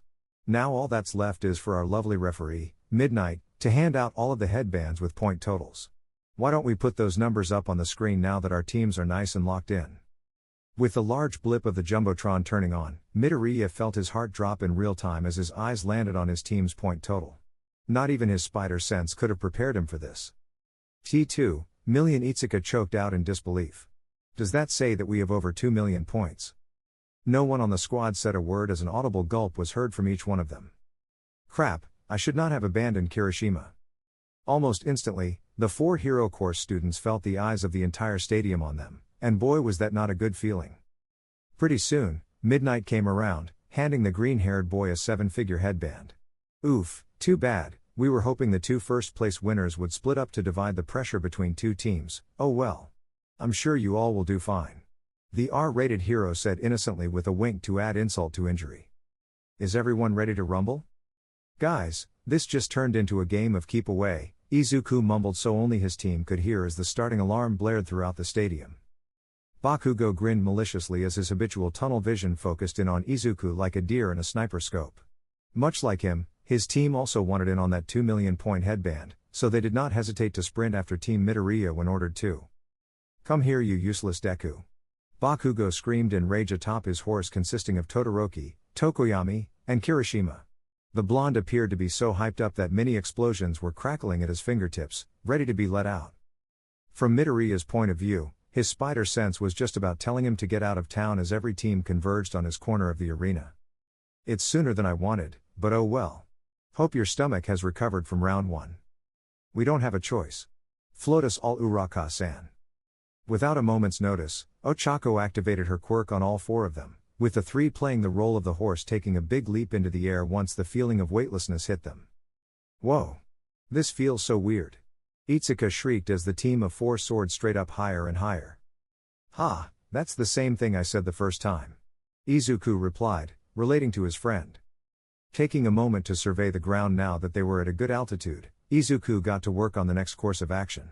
Alright Uraka-san, release your quirk only on yourself, give your stomach a break. I'll let you know when to release us all.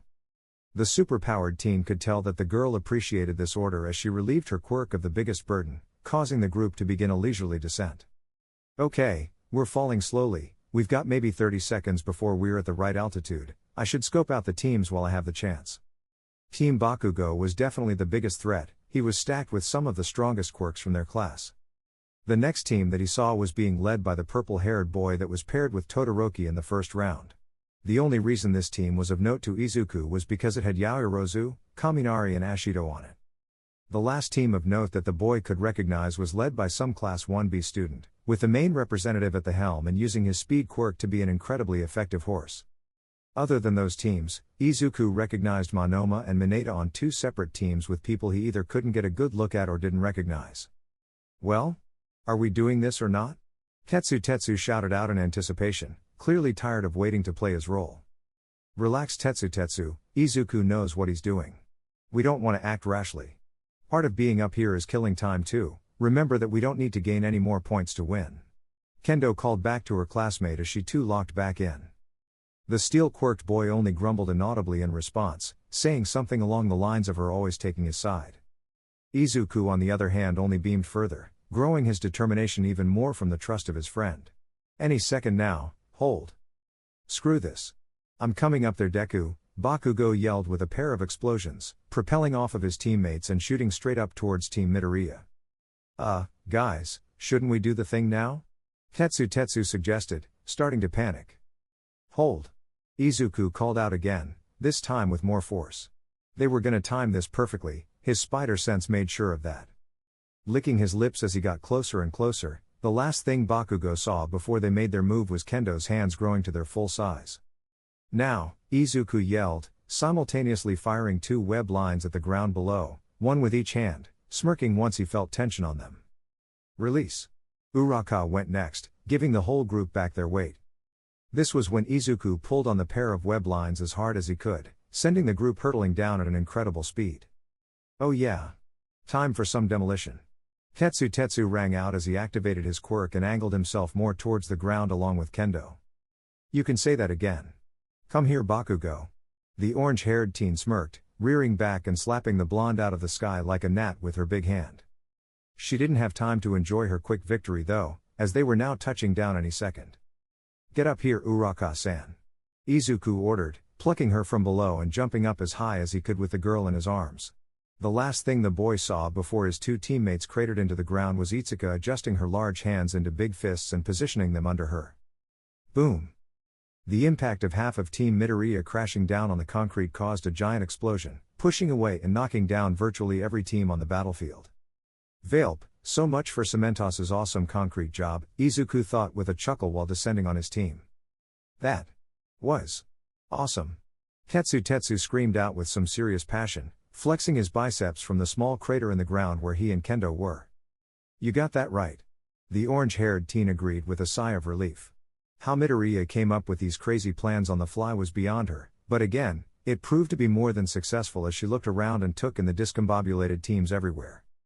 Speaking of the superpowered teen, Kendo had just about forgotten about him and Uraka when she and Tetsu suddenly felt a weight on their shoulders again. Looking up, Izuku had a huge grin on his face and an anti-gravity quirked girl in his arms. I told you guys it would be awesome, he exclaimed proudly as he let the brown-haired girl go, once again completing their formation. Midoriya. The silver-haired teen cried out with vigor from under him. That was better than awesome. That was epic. Apparently, present Mike too shared this sentiment. Wow, ladies and gentlemen.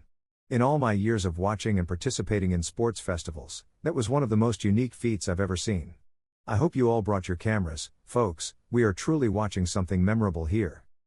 Getting back to the task at hand, Izuku locked back in, seeing as they were still on an active battlefield. Alright, is everyone alright? Sound off. I'm good. Kendo called out. Same here. Tetsu added on. Taking a deep breath, Ochako answered as well. I'm fine. Just a bit shaken up. Wincing a bit at the fatigue coming from the girl's tone of voice, Midoriya prodded the girl one last time for some crucial information. Alright, I'm glad you're all good. Uraka-san, do you have one more of those in you? Or should we adapt to being on the ground? The brown-haired girl waited for a moment before answering, making sure to feel up her stomach to get a proper gauge. Honestly, the girl started before burping slightly. Maybe one more, but I can't say for sure. I could try to hold it in an emergency situation. Izuku nodded, getting the answer that he was more or less expecting. Sounds good, let's just keep moving around as much as possible, we still have one more trick up our sleeve anyway. Right. The other three said at once, shuffling in a new direction as the dust finally settled. Deku! Bakugo screeched, shooting up out of some rubble like a bullet aimed at the superpowered team. It did not get past Izuku just how scratched and bruised his former friend looked as he prepared himself. Glad I'm not the only one who gets to feel Itsuka's wrath. Bakugo, get back here, Todoroki yelled out, thankful when the blonde turned his head against all odds. You got knocked to the ground. If you don't come back and touch us before you take off again, the points don't count. Gritting his teeth for what felt like the millionth time today, Bakugo conceded before turning around and flying back to his team. It appeared as though this was the condition of every other team as well, many of them taking this time to recover their formations as well. Man, forget about those big points. I'm just trying to pass, not get first place. One Class B student admitted. Izuku didn't know the boy, but he sure was glad to hear his words, because soon, other teams began thinking the same. A stupendous suggestion. That team is too unpredictable. Time to go after smaller fish, Ida declared as he and his team recovered too. But alas, not every team was going to be so timid, especially among high-level Hero Course students. We're coming for you, Midoriya. Todoroki glared, preparing to fire off one of his big icebergs now that Bakugo was back with the group. He was only interrupted when the same right arm that was prepped with frozen fury was pelted with a barrage of purple balls. Don't forget, Todoroki, the source of said balls called from across the stage. You're the team with the second highest number of points. And since you get more attention from the ladies than Midoriya, I'm coming after you, Mineta bellowed out with pure aggression, ceasing his delay in throwing his purple spheres and going into overdrive. It looked as though he and Asui were both on the back of a six-armed mutant-type student from Class 1B. Aw, what? No way, we're being slowed down by Mineta right now. So unmanly. Kirishima spoke up. It looked like they were going to be forced to take action. Back with Izuku, the green-haired teen watched their surroundings closely, feeling out with his spider sense, ready to react to any threat. When only more time passed, some teams made moves on each other, while others remained in a steady standoff with his team. After a couple more minutes of people hesitating to move on them, only one group remained directly across from Team Midoriya. The superpowered teen observed the captain of said team closely. His horse was composed of Yaoirozu, Ashido, and Kaminari. But they were being oddly silent. "Looks like it's just you and me, Midoriya? That's your name, right?" the tired-looking teen asked innocently. Crumpling his face in confusion at the boy's casual tone, Izuku began opening his mouth to reply before the back of his head began going nuts. "What? Spider sense? Why?" Izuku thought in a small panic, his hand instinctively going up to his mouth to cover it. "I've never felt my spider sense tell me so clearly what to do. It's like it's talking inside my head." Izuku knew the moment that he stopped himself from talking that something was up. The purple-haired teen across from him made it obvious with his reaction to the hesitation. Abandoning his plan instantly, the general studies student panicked for a moment, looking to his opponent's teammates for a weak link that could be provoked easily. "Hey Metal Man. Is that really all your quirk can do? How does that help with anything? Lay me." Being hit right where it hurts, Tetsu's temper boiled over in an instant. "Tetsutsu, don't say anything." Izuku screamed at the top of his lungs, without a doubt startling his two female teammates. This did an excellent job of shutting down the Metal Man's response before it got off the ground. So well in fact that the superpowered teen was able to explain right away thanks to the total silence. "I don't know what that guy's quirk is, but no matter what, don't say anything. My spider sense goes crazy whenever he talks. And just look at our classmates, they haven't said a word. They're just staring blankly ahead." Itsuka's eyes widened first as she took in what her friend was saying. He was right, something was off with their classmates. "I'm never gonna stop saying it, that is the coolest quirk ever, Izuku." "TCH, alright, I see what you're saying. I don't know what the heck a spider sense is, but point taken. I'll relax." The steel quirk teen grumbled. "Spider sense? Great. Of course my first target would be someone who has some freak sixth sense quirk." The general studies student thought in frustration. It looked like he too would have to go after other prey.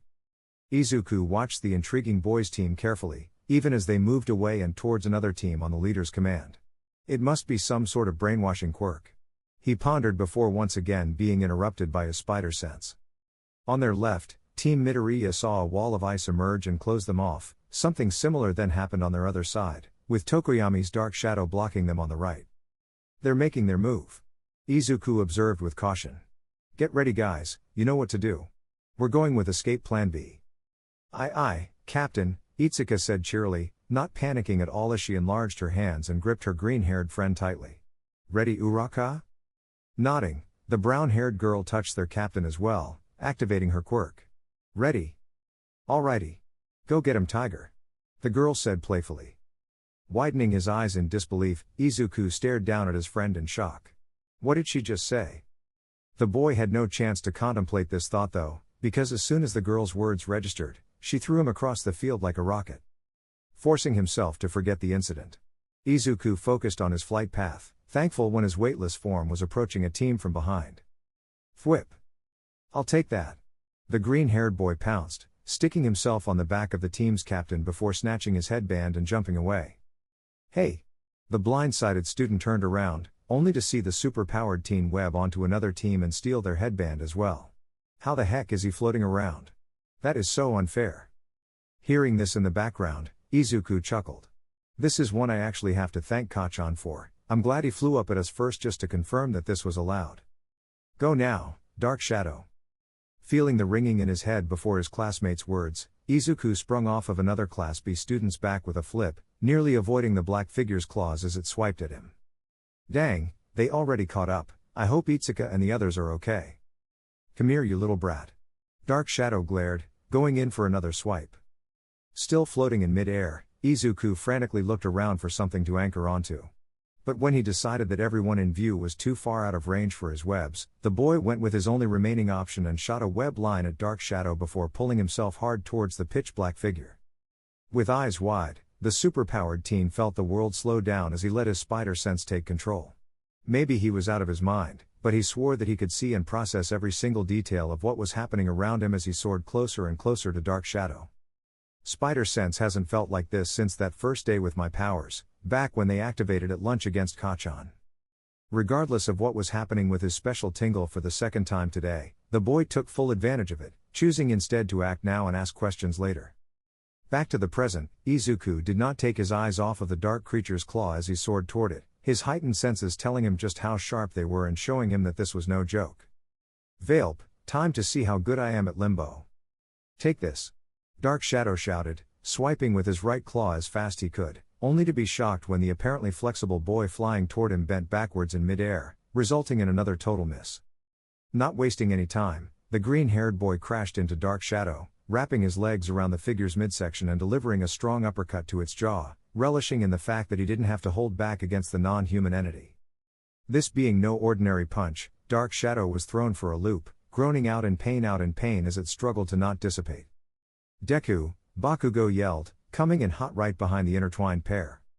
Izuku clicked his tongue, not hesitating to use Dark Shadow as a springboard into the air and avoid the oncoming explosions.